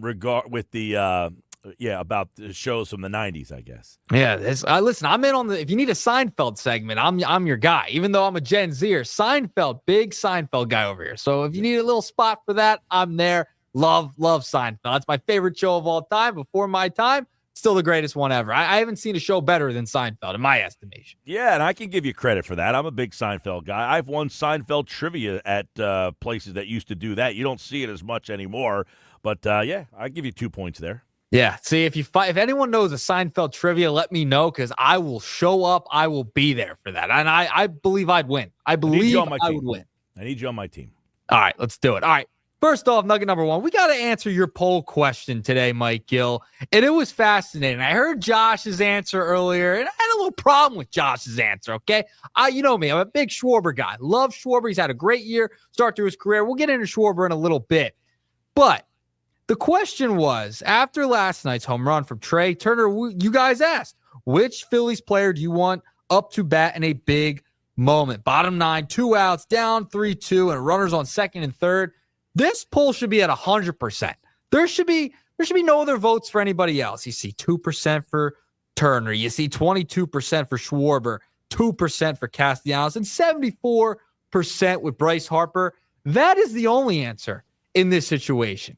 the number one answer, the guy I want the most in the big moment, lights are the brightest. Who has the clutch gene? Who has it, Mike? It is Bryce Harper. Now, Kyle Schwarber's a good, I love Kyle Schwarber. He's hit big home runs in big moments as well. But in a Phillies uniform, Harper is the guy. Harper is the only answer in this situation, in my opinion. I mean, the guy has one of the biggest home runs in Phillies history. The lore of that home run in 2022 to send this team to the World Series. I mean, who else can you pick? Now, Schwarber's had big home runs in the playoffs before. I understand that. But with the Philadelphia Phillies, he doesn't have that moment like Bryce does. Bryce is clutch. The clutch gene is there. They both have it. But I think Harper's the only answer in this situation, Mike. If I'm voting, I most likely would agree and say it's got to be Harper, and there's no questions asked. Now, I think Josh was looking at the way this season has started and saying it's hard to not go with Schwarber because he's off to such a hot start. We have seen Harper do it in the big moment. Not that Schwarber hasn't had his moments, but Harper has a very famous moment. We've also seen Harper strike out in a lot of big spots, as has Schwarber. Last night was the first time we saw really. I'll ask you. You're a baseball guy. You're all into you remember these things. Trey Turner just hasn't had a moment, a significant moment that stands out as a member of the Phillies yet. No. The only one was the 18 ovations he got. I mean, that was really it till he hit the home run. I mean, that's really it. That stands out to me, and that's because he was struggling, okay? Yeah, he doesn't have a moment. Castellanos has a couple of big home runs in the DS a couple years ago. That's fine. But, man, I think it's Harper. I wouldn't want anyone else in that moment than Bryce Harper. I would take him over Aaron Judge, too, honestly. I don't think Aaron Judge has a clutch gene. Yeah, he can hit 60 home runs in a regular season, but when he's in the postseason, he falls asleep in the biggest moments. He falls apart. Harper, I want that guy in the biggest moment, clutch gene, lights bright. Oh, it's got to be Bryce. It's got to be Bryce Harper. Schwarber is a second, but I think he's a distant second in my estimation in a Phillies uniform. Look, Schwarber's been great to start the season. You know me, I'm a big Schwarber guy. But in the clutch moment, I got to go Harper. Have to go Harper. Yeah, and right now you can vote at 973 ESPN. Quick little update of the poll. Harper's winning 74%, Schwarber 22%. I'm a little surprised. Trey Turner and Castellanos are tied at 2% each, so not a lot of Casty and Trey Turner love out there. Let me pose this then. If you had to pick between Turner and Casty, who would you go with? It's a good question. I'm not the biggest believer in Casty in terms of clutch. I mean, to me, he's very streaky, although he was awesome in that Braves series. Yeah. So he does have that Braves series, something Turner. Now, Turner has won a World Series, by the way. We all act, I think, like Trey Turner because he just hasn't made the impact here that I think we were hoping for or really wanted. But Trey Turner has won a World Series before, and I think we just kind of poo-poo that sometimes as this Trey Turner hasn't been what we thought. He's pretty good, but he's not great. In that big moment, though, what am I going to do? Castellanos or Trey Turner? Now, I will say this. In the World Series with the Dodgers, okay, he played, not the Dodgers, the Nationals. The year they won, he was not very good in that World Series. He hit 161. He was with the Dodgers. They never made a World Series. He made the NLCS one year. He hit 240. Not great. So he has, in his playoff career, 257. Not great. I might go Castellanos just because if he's hot at that moment, he might have a bigger impact. Yeah, I think I tend to agree with you. If Castellanos is on fire and he's putting up numbers like he did in that Braves series, I think I'd want Castellanos up over Trey Turner. Absolutely. The guy can just hit a moonshot at any point when he's clicking on all cylinders and he's not chasing everything and he's only chasing maybe 80% of the stuff.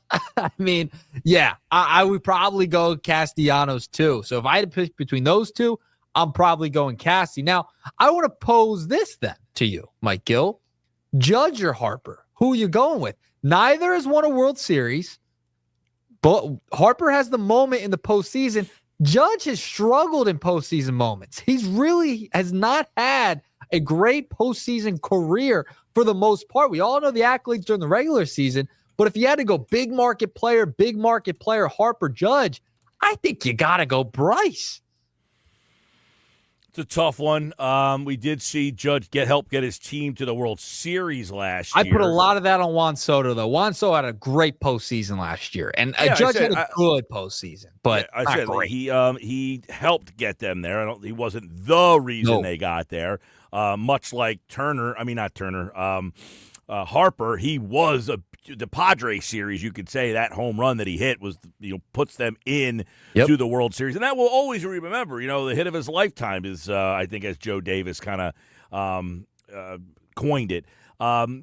Judge has in the playoffs in general, forget the World Series. He's hitting 205 in the playoffs. Last year in the World Series, he hit 222. He did hit a home run. In the ALCS, he had 2 homers, but he hit 167. Overall, his playoff struggles are well documented, 205 batting average. So with that, you got to go Harper. Yeah, I'm totally with you. Harper has more of a clutch gene than Aaron Judge. I would take Harper absolutely every single time. All right. Let's move along. I want to talk about Kyle Schwarber, though. Hold up. What? I can't believe you haven't mentioned the switch in the lineup tonight.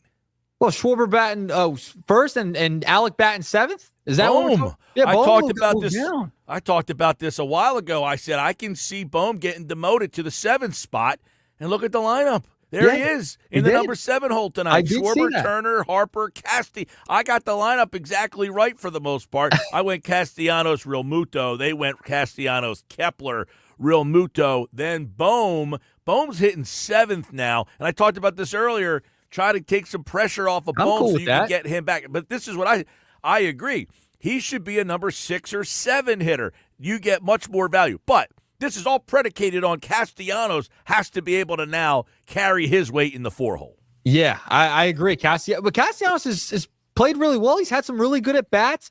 As of late, at the moonshot the other day, I'm cool with Casty batting 4th. He's got to produce.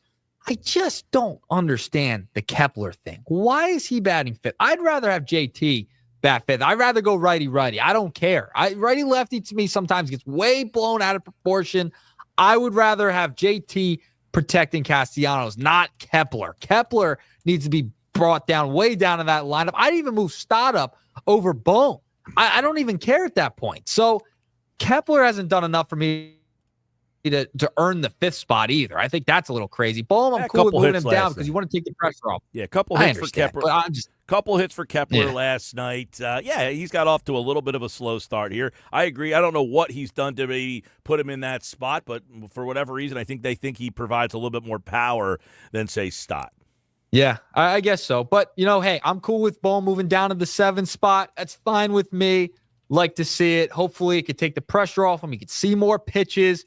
And maybe he'll be okay because they need Alec Bohm to start producing. All right, moving along. Nugget number 2. I want to talk about Schwarber and the leadoff and 4 hole. And, he sat down with MLB Network and he said something fascinating regarding hitting back and forth between the 1st and the 4th spot in the lineup. Take a listen to what Schwarber had to say on MLB Network. I think when you're leading off, right, it's a little bit different than if you're in the 4 hole. There's guys on base, things like that. Situation kind of dictates, but then I think that's more just one at bat, right? When you're leading off, you're just starting the game, nobody on base, that's going to happen, and then throughout the rest of the game, you don't really know what's going to happen. So I think it's only kind of a one bat deal, and then you just go on from there. It seems like he's, softening his tune on the leadoff thing, right? Like he's just doing whatever he needs to do. And I'm very curious about this because, he's in a contract year, Mike. So he's saying all the right things. He's doing everything the team's asking him to do. I think this has a little bit to do with the contract, and he's not as prevalent in hitting in that one spot as years past. Well, I don't know about that. I think maybe he is seeing now that he's done it more. Like, what? It's not all that different. It's not all that big of a deal. You know what I'm saying? Yeah, I think it's part of it, but I think there's a little bit in there too. Where all right, he's in a contract year. Hey, he could show I could hit from 1 to 4. I did everything the team asked me to do. Now at season's end, or maybe even during the season, he get paid.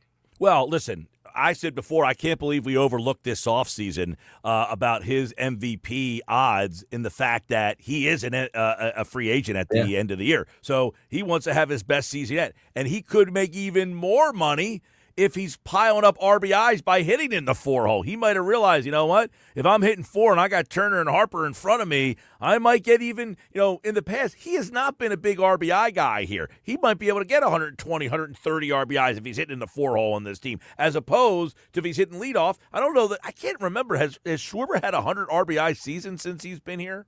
That's a good question. I'll have to look that up, but I know his OPS is way up in the 4 hole this year. I'll give him credit. I understand. I like him in the leadoff spot, but he's hitting great in the 4 spot. I mean, you could put him anywhere. You could put him 7th, 6th, 5th, 3rd, 2nd. It doesn't matter. The guy's just tearing the baseball off right now in a contract year, a year he needs to. That's massive. If you get a consistent Kyle Schwarber throughout the year, I think you got to pay him. I mean, he is so integral to not just the lineup and him hitting for power, but also in the locker room. He is a very important part of that locker room, and he's the guy who keeps everything pretty steady. 200 RBI seasons with the Phillies. There you go. All right, so he has hit a couple times. There we go. All right. 104, both 2023 and 2024, he has 104. Well, if he pumps that up, 104 is good. If he pumps it up to 120 or 130 because he's hitting in the 4 hole, guess what? More buckaroonies. Or when I was in Thailand, we would say more bot. I need more bot. Well, he might be getting more bot because he's tearing the baseball off the cover right now. So it's been crazy. All right, before I get out of here, because I know I'm running short on time, nugget number 3. Have you seen the Zach Hampel stuff, Mike Gill? If you're not familiar with who Zach Hampel is, he's this guy who's a YouTuber, social media guy who goes around and catches home runs at all these baseball fields. And it's like he pushes kids over, et cetera, et cetera. People don't like him. Well, there's a fake. I want to make sure this is clear. A fake report going out around that he is being banned from Major League Baseball. He is not. Okay, there's a fake press release going around the internet right now, and multiple outlets have fell for it. It's a fake press release from the MLB. But then I ask, should he be banned after what he did the other night, robbing a home run in Tampa Bay? Should he be banned for robbing the home run well, it was at the minor league stadium. How the heck did he even do it? Are there seats out there? He made his way. This guy has made a career on just catching home run baseballs as a fan. That's all he does. People have a big problem. What's the precedent? Have they banned other people? I mean, for these I don't think fans there to is get a in the way precedent. there? Yeah. There's no precedent. Yeah, I'm out on him getting banned. He's got a cool little thing going on right now, catching home run balls, running people over. It's fine. It's fine for me. Listen, there's a lot of people who do not love this guy. There's a lot of people that have problems. I don't know enough about him. I'd have to Right. see him at work. You got homework to do. Look up What's his Zach name? Hampel. Zach Hampel. Okay. Big fan. He catches a lot of home run balls, and people have a problem with how he does and how he goes about it. There's a nugget. There you go. There's a nugget for you. All right, 3-pack for you today, Mike Gill. All right, there you go. Nick's Nuggets, as always. Thanks, Nick. They're brought to you by The Hub in Summers Point and Mays Landing. Gear that works as hard as you do. I'm Mike Gill. This is the Sports Bash live on 97.3 ESPN. Hey, you know what? We're going to give you some bonus chances to qualify right now. Text the word draft, your name, and where you're from to 609-403-0973.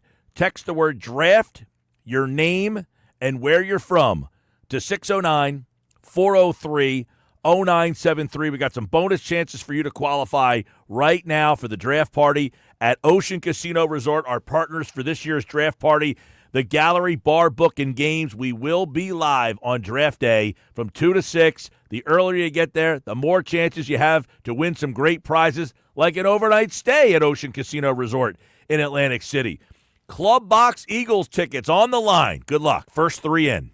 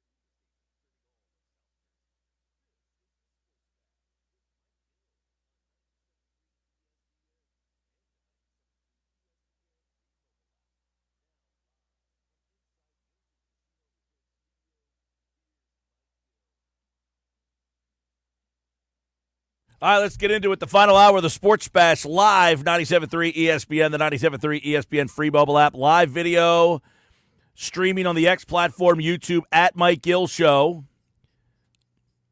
Want to congratulate our qualifiers, some bonus qualifiers from earlier today. Steven Ventnor, Mark in Northfield, Drew in Egg Harbor Township. It's your final hour today. Listen for your cue to call this hour on the Sports Bash live on 97.3 ESPN. Ryan Rothstein's back, another edition of Rye or Cy. By the way, the Phillies lineup has a little bit of a change to it tonight. Alec Boehm has been moved down to the 7th spot in the lineup. Nick Castellanos is in the 4 hole tonight. Max Kepler hits 5th. JT Realmuto hits 6th. Boehm 7, Stott 8, and Marsh is in the 9 hole tonight. That is the Phillies lineup for tonight's game. The rubber match against the Atlanta Braves. A clean-shaven Ryan Rothstein is here. You look very young. You look very kiddish. You look ready to go. I sigh at this appearance, though. You make me look a lot older now. I'm sorry. I apologize. I don't like it. I hate my face right now. So, well, anytime you make when I first started dating my girlfriend, right?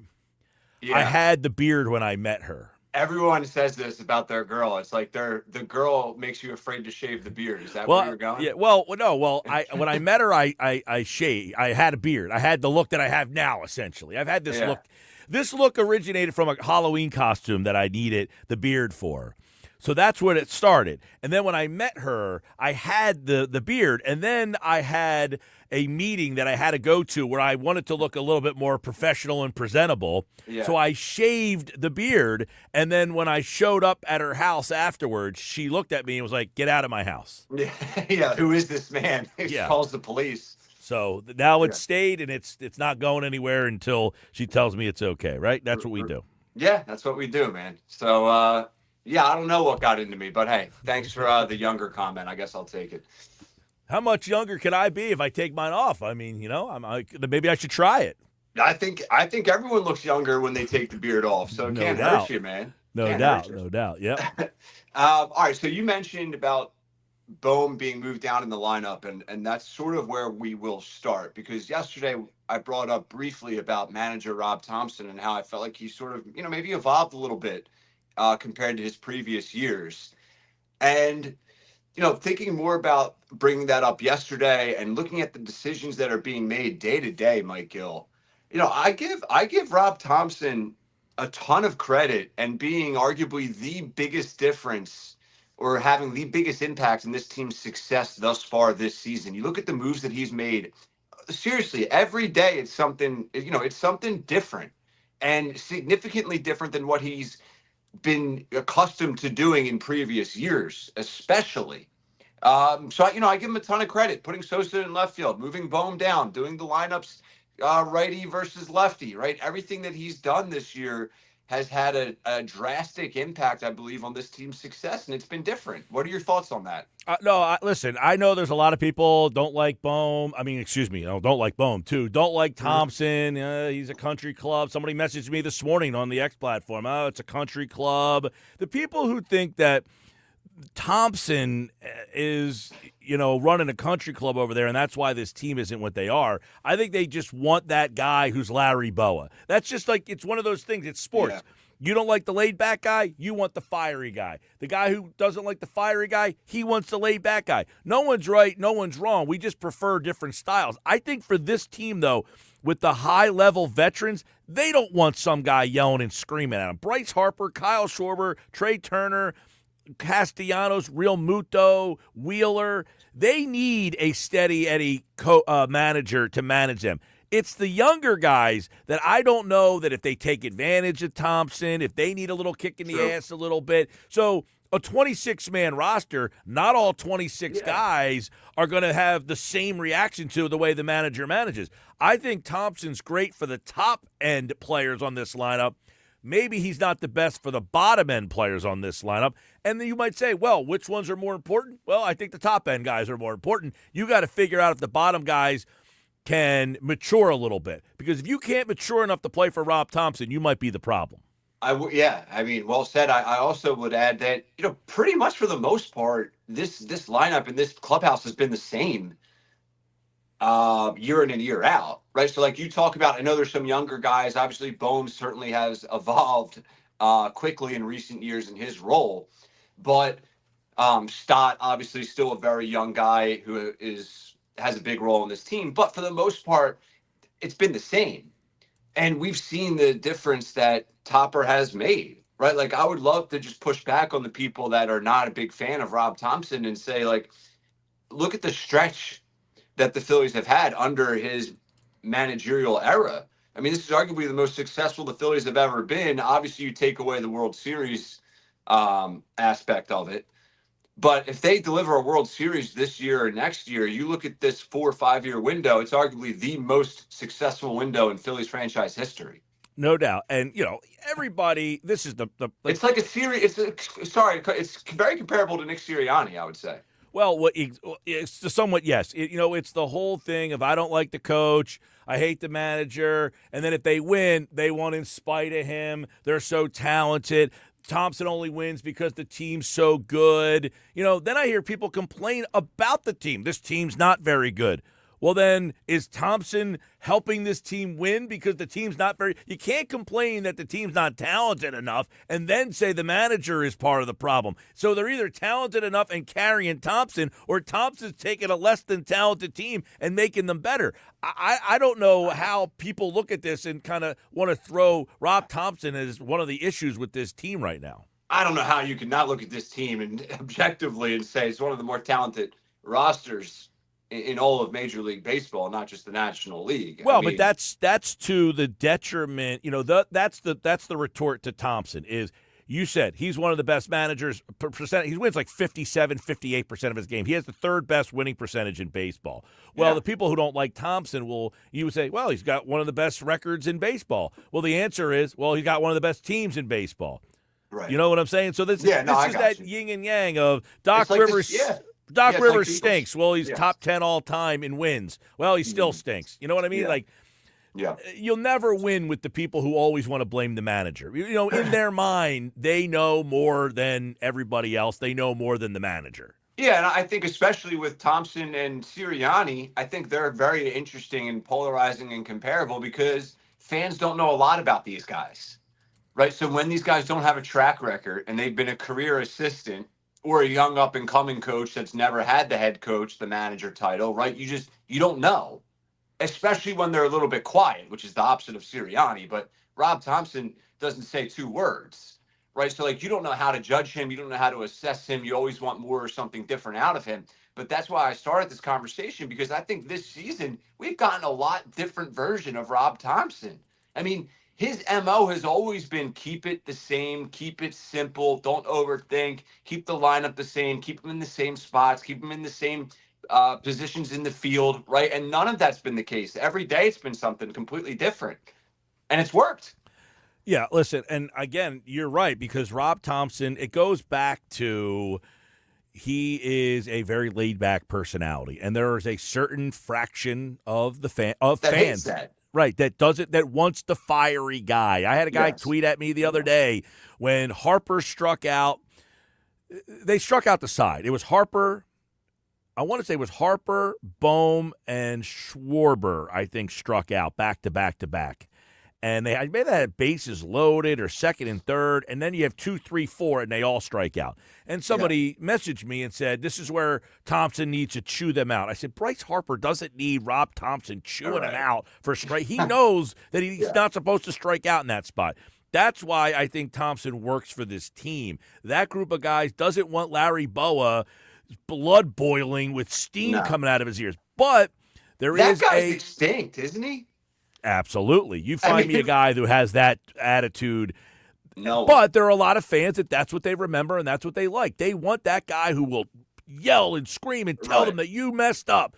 It's your fault. And that's not Rob Thompson. But guess what? It's not any – you're absolutely right about that. It's no other manager either. Not one that I can think of off the top of my head right now. No, I mean, that guy's extinct. I'm blanking on the guy's name from the White Sox who went in the media. Ozzie Guillen. Yeah, Ozzie Guillen. I mean, he was like the definition of fiery, right? You had all these guys that they're extinct, man. Like, they do not exist anymore in Major League Baseball and in baseball, really, period. But fans always want what they don't have, right? Because look at Nick Sirianni, the complete opposite of Rob Thompson, fiery, and that was used against him. And I'm guilty of that throughout his tenure. That was used against him a lot throughout his time in Philly before he delivered, right? So it's like, we want someone more fiery. No, he's too fiery. It's like you're never going to get it, certainly what you want. Yeah, and you know your point is valid because guess what? Most of the time, it takes a special team to win where you get 26 baseball players or 53 football players or 15 basketball players that a majority of them mesh with the coach. Yeah. You know what I'm saying? Like, Yeah. Michael Malone gets fired the other day. Is he a bad coach? Is he the problem? Is he the reason? They won a championship with Michael Malone. So if I'm the Nuggets, and I love Paul Pierce the other night said, get over yourselves. You guys won a championship with this guy, and now you're saying that he's the problem, he's the reason, because he's being hard on you guys, because he expects more, because you won a title 2 years ago, and he's saying, we're better than this, and now you want him gone? Like, yeah. Well, that's on ownership. That's on Kroenke. Like, Jokic hates that firing. Like, Jokic said in his postgame, he's like, you just woken the beast with the firing of Mike Malone. Like, him and Jokic were very close, and they did not like that. And that goes to, I think, ineptitude in front office and ownership, and that ties into conversations we've had about the Sixers and even questions about the Phillies not doing anything, right? It's like, I think these owners and front offices, they get obsessed with having a new day, like a new opportunity. And the firing of a coach, the firing of a manager is like chasing the carrot in a wheel. You're never gonna get the carrot, but they get excited about the opportunity of hiring someone new, thinking that will change everything. And it never really does it? No, it doesn't. I mean, listen, you can't win a title 2 years ago and then be the wrong guy like 2 years later with essentially the same group of core guys. I can understand you got a whole new team in there and you're like, look, he's just not meshing with these guys. But this is the same core guys. It's Murray, it's Jokic, it's Michael Porter, Gordon. It's Gordon. They won a title with these guys, and now you're saying it's just the wrong. Something else has to be, part of the problem there. Definitely. I mean, injuries, once again, teams don't want to hear that as the reason and excuse, but injuries have played the biggest impact on Denver. But, I digress. I don't know how we got that deep into the Denver Nuggets, but it ties into all the Rob Thompson stuff and trying to blame the coach in this era. I contend, I've said this for years, fans generally will blame the coach for two reasons. One, they know they can't play better than anybody. That's illogical. People are at least smart enough to say, I'm not good enough to play, but I do think many fans believe that they could coach. They could be the manager of a baseball team. If I pulled Joe Johnson off the street and said, hey, man, you're going to be the manager of the Phillies tomorrow, that guy would say. Not former NBA hooper. Right. Atlanta Hawks star, right? Yeah. But I think if you grabbed a random Joe walking his dog in Margate, Definitely. He probably says, you put me in the dugout tomorrow night, I'll do a better job than Rob Thompson. You find that guy who's playing at the pickup game at the Margate courts and say, hey, you're taking over for Nick Nurse. I know more than Nick Nurse does. Yeah. That's the mindset of fans, why they blame the coach so much. Well, and baseball especially, dissecting those decisions that the manager makes is like the peak of what you and I do, of sports talk radio and just sports fandom, is questioning and debating those decisions, especially when they go awry like that. So that's why that manager position is on such a, under a microscope. By the way, as someone who still manages and coaches baseball, I would love to sit here and say, Rob Thompson's an idiot. What are you doing? But I can't sit here and say this guy is an idiot or what are you doing? I don't always agree with some of the stuff he makes. I also understand that a lot of the decisions I think are more collaborative, lineups, roster decisions, that kind of stuff.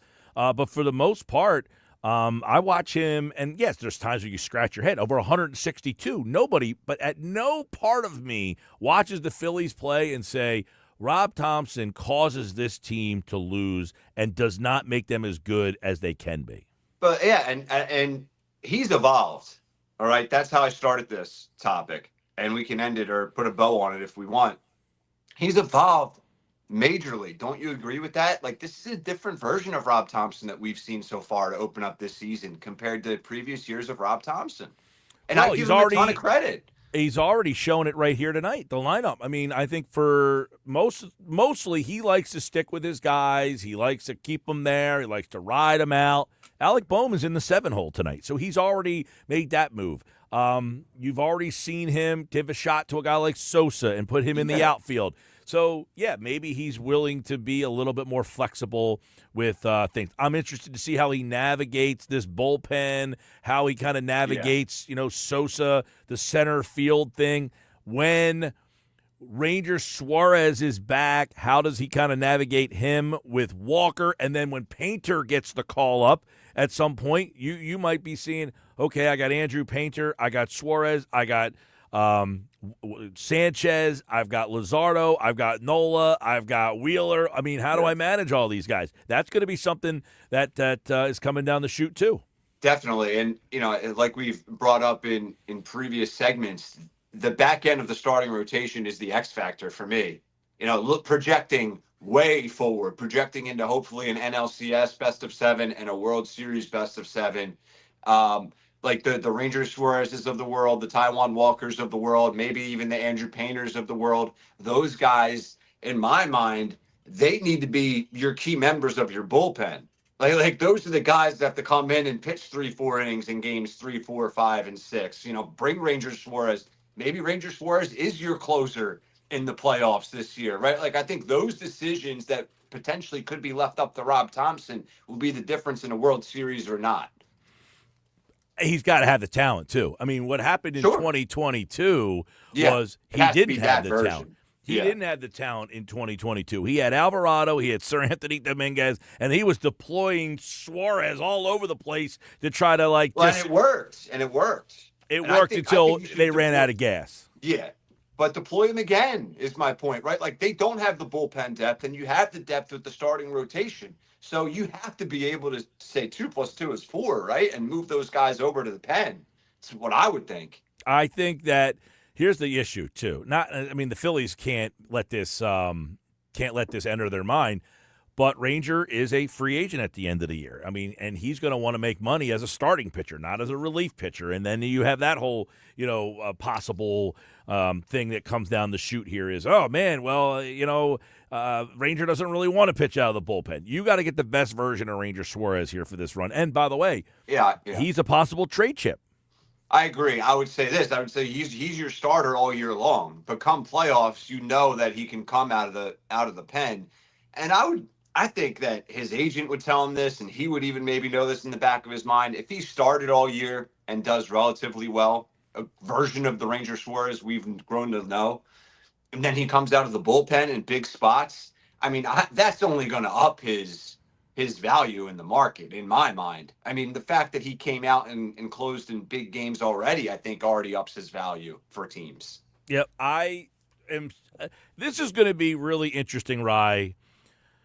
Listen, Walker, kudos to him. He's pitched twice, hasn't given up a run. I give him a lot of credit.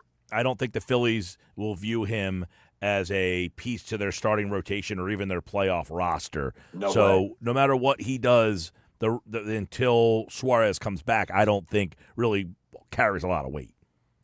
No. And that's like the one move that they've made that's been horrendous, really. Even if he does well this year, it's still the reality that he has no impact when it's really going to matter. What a terrible signing. And it's almost like it hasn't even mattered in a way. Just like a weird addition Walker has been. Well, I would say it's a weird addition now, but when they signed him 2 years ago, they paid him $18 million a year to be like that back end of the rotation innings eater. Yeah. And it has not worked. It's been one move that you can certainly say I think Dombrowski would like to take back. Definitely. I would say it's really maybe the only move. I think we've done a good job of highlighting the Hoskins stuff as well, but outside of those two moves, I think that's really it. Yeah, let's see what this Kepler thing ends up being. I Yeah. would say it's not a bad move for Trey Turner, but I think if they could do it over, they probably would think about that move. I would hope they would think about that move again. Let's get into Trey Turner for a couple minutes. The poll question up on 97.3 ESPN on X. If you want to read it, you have the stats and everything, update it. But I thought it was interesting and worthy of us bringing up here during Ryer's side. But yeah, right now we are after last night's home run from Trey Turner. We ask you guys out there at 973 ESPN on the X platform, and that's 609-403-0973 on the text board. Which Phillies player do you want up to bat in a big moment? Bottom of the ninth, 2 outs, you're down 3-2. You got runners at second and third. Trey Turner, who homered last night in the ninth to win it. Kyle Schwarber, Bryce Harper, or Nick Castellanos. Vote now at 973 ESPN. I will retweet that and get it back to the top of the feed for people who want to get in there. There we go. I'll retweet it as well. But I mean, Turner, I'll have whatever the 2% last time I checked, that had selected Turner. I'll have what they're having, man. I mean, good for him. Good moment from him last night. But, I can't see anyone in the fan base or anyone realistically trusting this man yet. He's really had no moment in Philly. No moment. It's exactly what I said is he has not had that moment where the fans can say he's our guy. Right?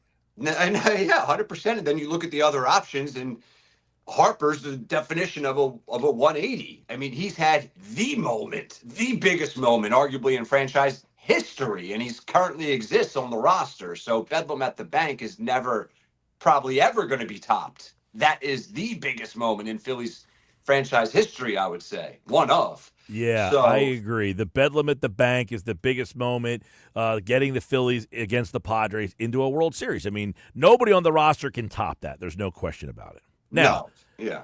I expected Harper to pull away here, and he is. 72% of the people voting right now at 973 ESPN are going Harper. Schwarber's at 23%. I was just wondering if Schwarber's early season was enough to kind of get people to go that way, and I think 23 to 25% right now are.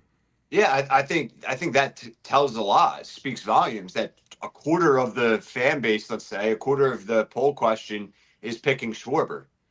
The fact that you have 25% going Schwarber after Bedlam at the bank and Bryce Harper just being Bryce Harper, that says a lot. Like Kyle Schwarber he still has the opportunity. I've brought this up a few times as well, to be one of the more popular Phillies, I think, in Phillies franchise history. Like, I think Kyle Schwarber can be up there with the Chase Utleys and the J. Rolls of the world when we're talking popularity, if they're able to deliver a World Series. All right, Sports Bash Live, 97.3 ESPN, a couple text messages there. Mike Gill goes again, making excuses for Philly athletes and front office personnel that are subpar and frauds.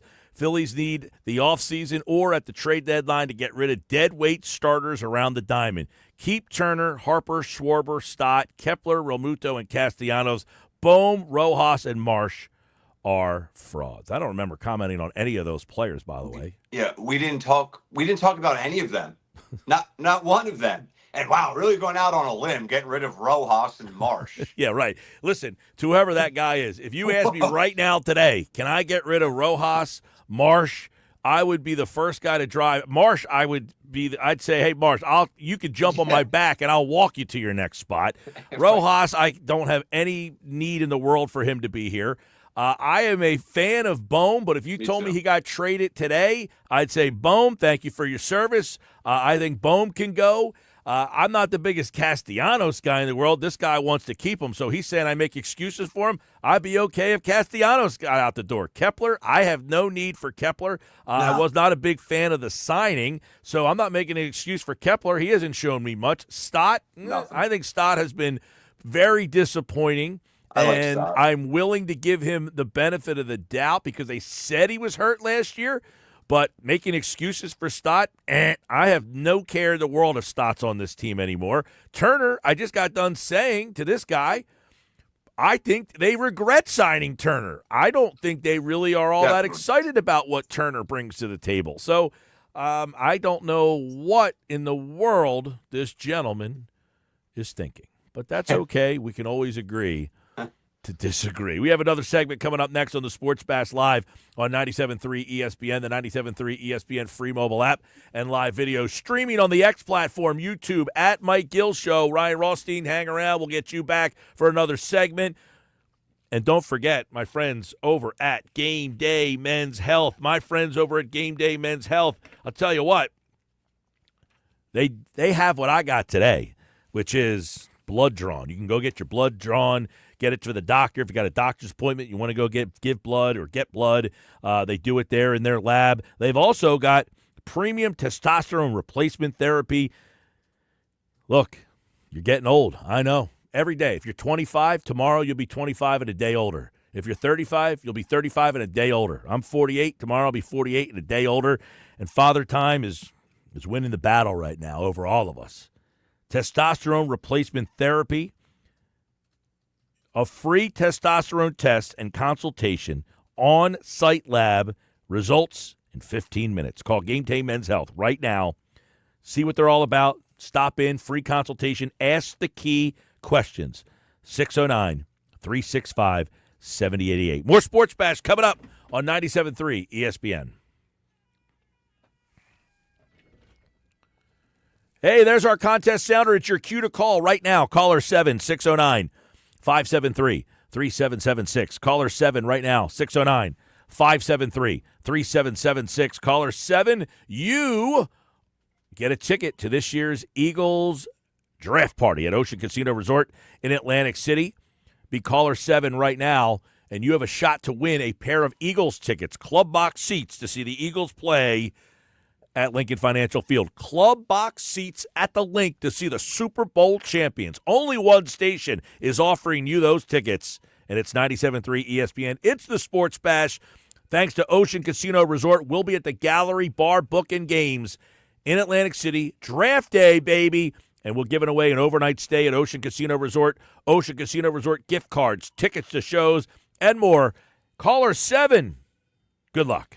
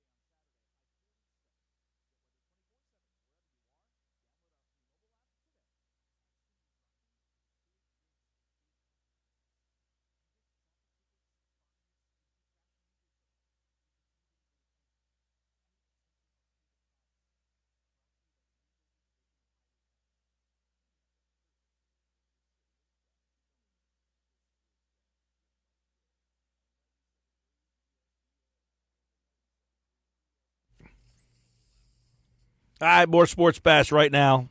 Mike Gill, till the top of the hour. Yeah. Jeff in Egg Harbor City.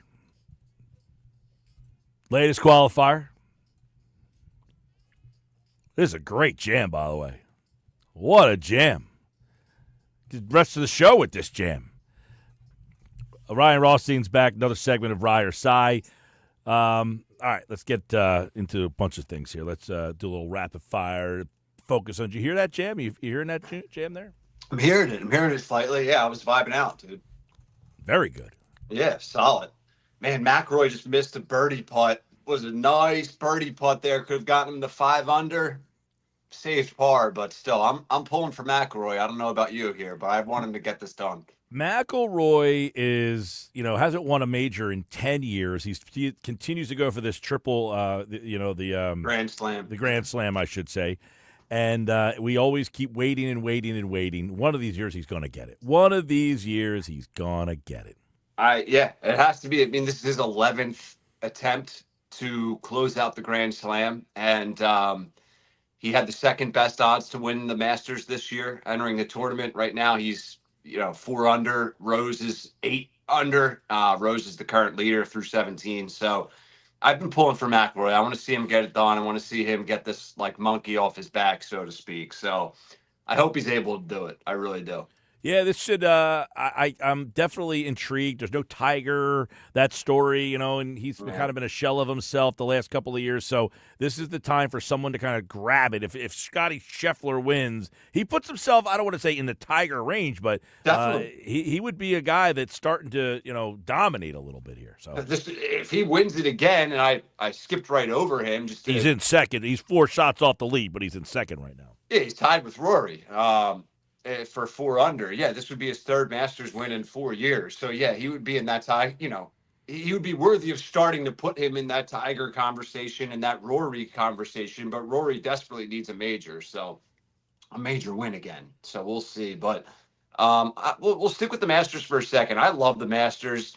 I would say I'm an above average golf fan, maybe average, depending on who you compare me to. But I love the Masters event, 4 straight days, and it feels like just the whole world, the whole sports fan world, even if you're not a big fan of golf, the Masters are on your TV for the next 4 days, regardless. I think it's one of the best events, title events. This goes to what I have been pleading for a while is anytime you get afternoon live sports, it's just cool. It's like, hey, there's a live game on in the middle of the day. And I said I think the NBA should do like a Wednesday afternoon game of the week, something like a doubleheader at noon, 2, something like that. Agree. The NHL, same thing. So hey, what else is on TV Wednesday afternoon, Thursday afternoon? Bang, you say the Masters, it's been on here all day. We just kind of have it on in the background. It's great.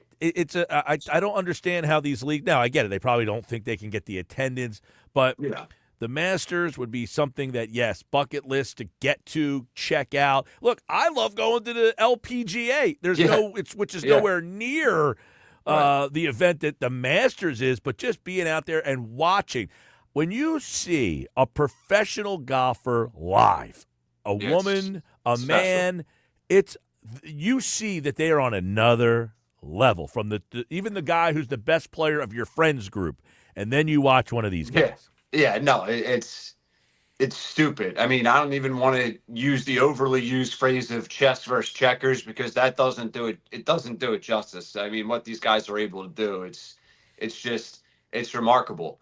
And I love watching it every day for 4 straight days. And I think it is one of the better title events, right? Like the NBA finals, it's 2 weeks long, best of 7 drawn out. World Series, same type of thing, drawn out. Super Bowl, it's 1 day for 3 hours, right? Like the Masters is 4 straight days all day. It has like a March Madness type of feel to it. Obviously not the same type of urgency in play, but I think it's up there as one of the better events.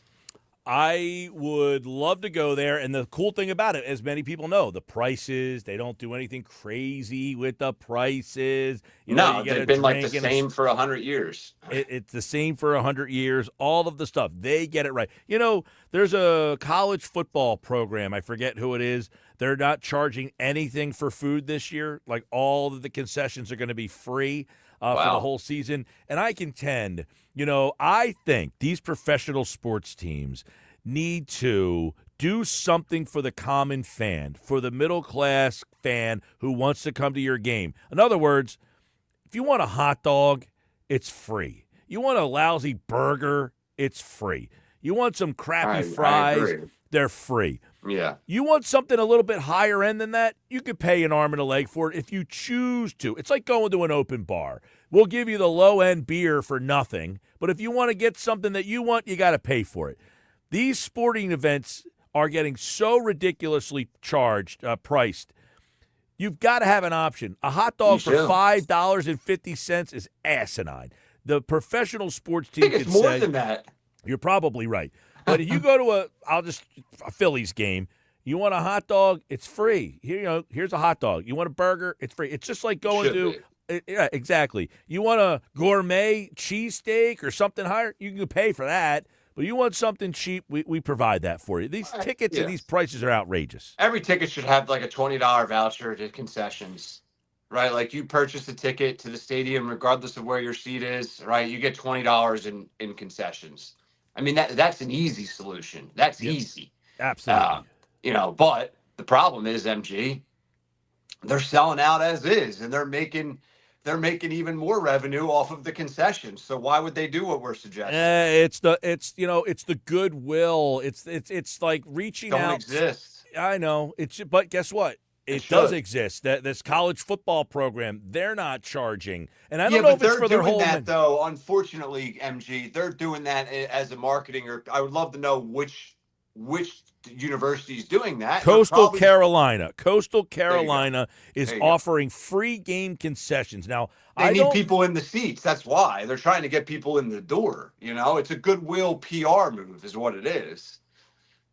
But you might be right about that, but guess what? If you're trying to get people in the door, it's because you want to try to make some money, and you're not making any money. Now, I don't know if it's the whole menu or if it's just like what I'm saying. Either way. I think there's a way that you can – listen, I'm not talking about a gourmet hot dog here. I'm talking about a dog that's been boiling in water, and you want a hot dog? Here you go. It's nothing. It doesn't cost them anything to do a dog. You should get paid. If you want to eat a hot dog, you should get paid.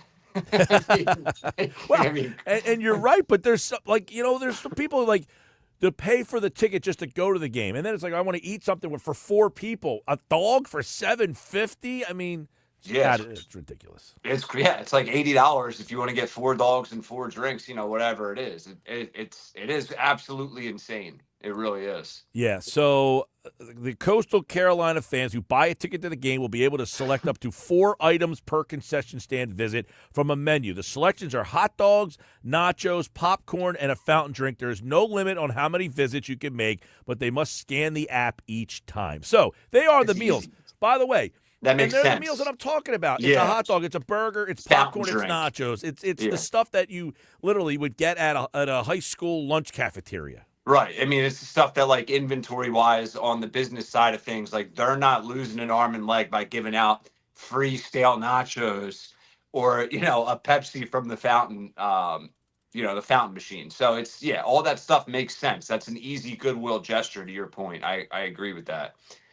Like, the Phillies do it once in a while. Well, they still do Dollar Dog Night? No, they don't do the Dollar Dog Night. That was a whole thing last year. Now they do buy one, get one. So it's two dogs. It's 2 dogs for $5. That's a massive fall from grace from the Dollar Dogs. I mean, 2 for $5. Yeah. Yeah. So it's $2.50 a dog. Yeah.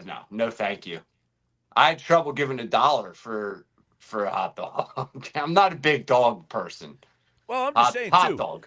If I have a dog, it can't be plain. I have to have mustard on it. Otherwise, I can't eat the dog. I can't eat the naked dog there. But it could be a very low quality burger Nachos with like the rubber plastic cheese. I'm not Yeah. talking about gourmet I stuff know. here. No, you're definitely not. You're definitely not. All the basics. I'm with you. All right, let's. We have a few minutes, right? We got like what, 5 minutes? Yeah, a couple of minutes. Go ahead. I wanted to get to this one topic for a few days, but I just haven't gotten there with you. You know, Ovechkin obviously breaks the Gretzky record. And I was like, what do these records even really mean in sports anymore? I don't know if this is a hot take to you or something that you don't really give a damn about either way, but if it's sigh-worthy to you or not. But, like, you know, you see LeBron breaking all these records now, the most points, and all these other records are coming with him playing for 20-plus years. Ovi breaks Wayne Gretzky's goals record, but, you know, everyone still acknowledges Wayne Gretzky as the GOAT. Like, I don't know what these records really mean anymore in sports because it seems like everyone already has their opinions on the who's who of each sport. Is that fair? Like, what do they mean to you? Good question. Good topic, by the way. Yes, it's definitely probably something we could spend a little bit more time on because, put it this way, Ovechkin is the goal scorer. He tied him in goals. He will never catch him in points, though. Gretzky has 1,963 assists, 2,857 points. Ovechkin is at 1,619 points. So Gretzky, you'd say, well, why is he the great one? Why is he considered the best? He might not be the best goal scorer of all time, but he's the greatest point accumulator in the history of the game. And Alex Ovechkin, they could have two Alex Ovechkins playing simultaneously, and he won't catch that ever. So, and his assist records too. Yeah, it's hard because the eras are different. You know, the Jordan era is different from the LeBron era, which is different from the Kobe era, which is different from the Wilt era, which is different from the era we're in currently right now, which is kind of like, you know, this hybrid, you know, LeBron 3.0, Curry, whatever, you know. So LeBron at 40, to me, is the craziest thing you ever. He's dunking on dudes last night at 40 years old. Yeah, you know, his elbows over the rim on that one dunk he had last night. Yeah. For a player at that age in that sport, that's the greatest, like, he's the greatest advanced age play. He's better than Jordan was when Jordan was at the end for the Wizards.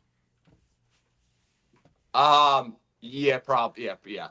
That doesn't mean, in my mind, that if you said who's the greatest of all time, in prime years, their 5 prime best years, and their whole careers, I go Jordan over LeBron. But right now, at the advanced age stage, LeBron is better at this age than Jordan was at the end of his run. Probably, although Jordan played all 82 games to end his career with Washington. He did make All-Stars. I know Not taking anything away from Jordan at the end. He wasn't this guy. No, you're right. But he was close, is my point. To get there quickly, to my point, he was close. He could still score, no question. He could still fill it up and score, but he was certainly not. Maybe he was dunking a little bit. I don't remember. He was dunking. No, but you're right. I mean, LeBron right now, he looks like he's 29. Like if you got put on Earth for the first time and you turned on the Lakers game last night, you're like, that guy's 29, 30, 31. Yeah. You know? Yep. Good discussion. All right, we'll end it there. All right, man. Do it again tomorrow. See you, man. Later. All right, there's today's edition of Ryer Side on the Sports Bash. Ryan Rothstein is back tomorrow. It's a happy hour Friday tomorrow. We got to Friday. Oh, my Lord. I got the Bet365 play of the day coming up for you on the Sports Bash. Plus, I want to congratulate our latest qualifier, Jeff in Egg Harbor City. I think I did that at the beginning, but that music was kind of taking me, man. It was taking me for a little while. I'll bring it back. Did you hear the music, Josh, that we came out of the break with? Did you get a chance to hear any of that? Music. I was a little concerned that you were more into the music than doing the show, and we were just going to have music playing for the next 15 minutes. I might not go to break now. This song's too good. By the way, I got a couple more people I want to congratulate. John in Brigantine, Chris in where? Heislerville. Where the hell's that? You know where Morris River is? No. Do you know where Dennis Township is? Yes. It's west of Dennis Township, but south of Morris River. So if you're going up 47. Is that Cape May County or Salem? Cumberland. Ooh, two bad guesses. All right. Remember the guy who's qualified from Dorchester in the past? Vaguely. That guy is near Heislerville. Heislerville, I can honestly say I've never heard of. Think about it this way. If you're driving past Dennis Township, you say you go to the Dennis Township WOW on 47, right? You're just going west, west, west. And there's that point where 47 and 347 randomly split off and nobody even really knows why anymore. Well, if you take the one that's not 347 and go west, you'll eventually get to places like Heislerville and Dorchester. All right. Well, that guy in Heislerville. Congratulations to you. I hope you make it because I want to ask you more about Heislerville. You want information. Yeah, I want more information on that. I'm Mike Gill. This is the Sports Bash. We'll do the Bet365 play of the day next.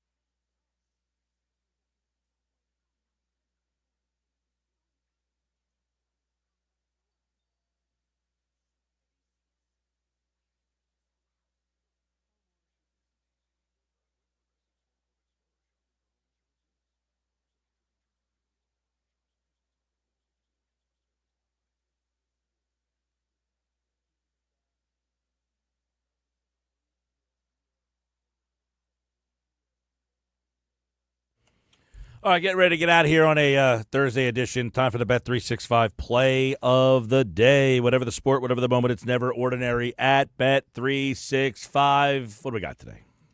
Well, Mike, you lost. Oops, sorry. Mike, you lost last night because the Heat didn't just unable to cover. They lost. Yeah, Tyler Hero screwed me. Rough night for you, man. Yeah. They lost by 8, though. I wasn't going to cover Hero or not. That was a big game for those two teams. Hey, we need a hero tonight, Mike. So what do you got for tonight? I got the Pistons tonight against the Knicks. I'm going to go Pistons. That's Tobias Harris getting the last laugh on all the Sixer fans. He's going back to the playoffs with a Pistons team that might be a little under the radar, if you will. So I'll go Pistons tonight. That is my Bet365 play of the day. 3.5? Yep. Got it down. Sounds like a winner to me, right? If you say so. I mean, the Knicks are kind of floundering a little bit right now. Yeah, I called that at the beginning of the year. I didn't like that trade, man. I did not like that trade. Well, you said before even the trade, you said them losing Hartenstein was going to hurt them a lot. Losing Hartenstein, yes, and then the trade that they made, I thought they just took away so much of the toughness of that team. And what are they right now? It's a good game tonight. The Pistons in the Knicks. Take the Pistons tonight.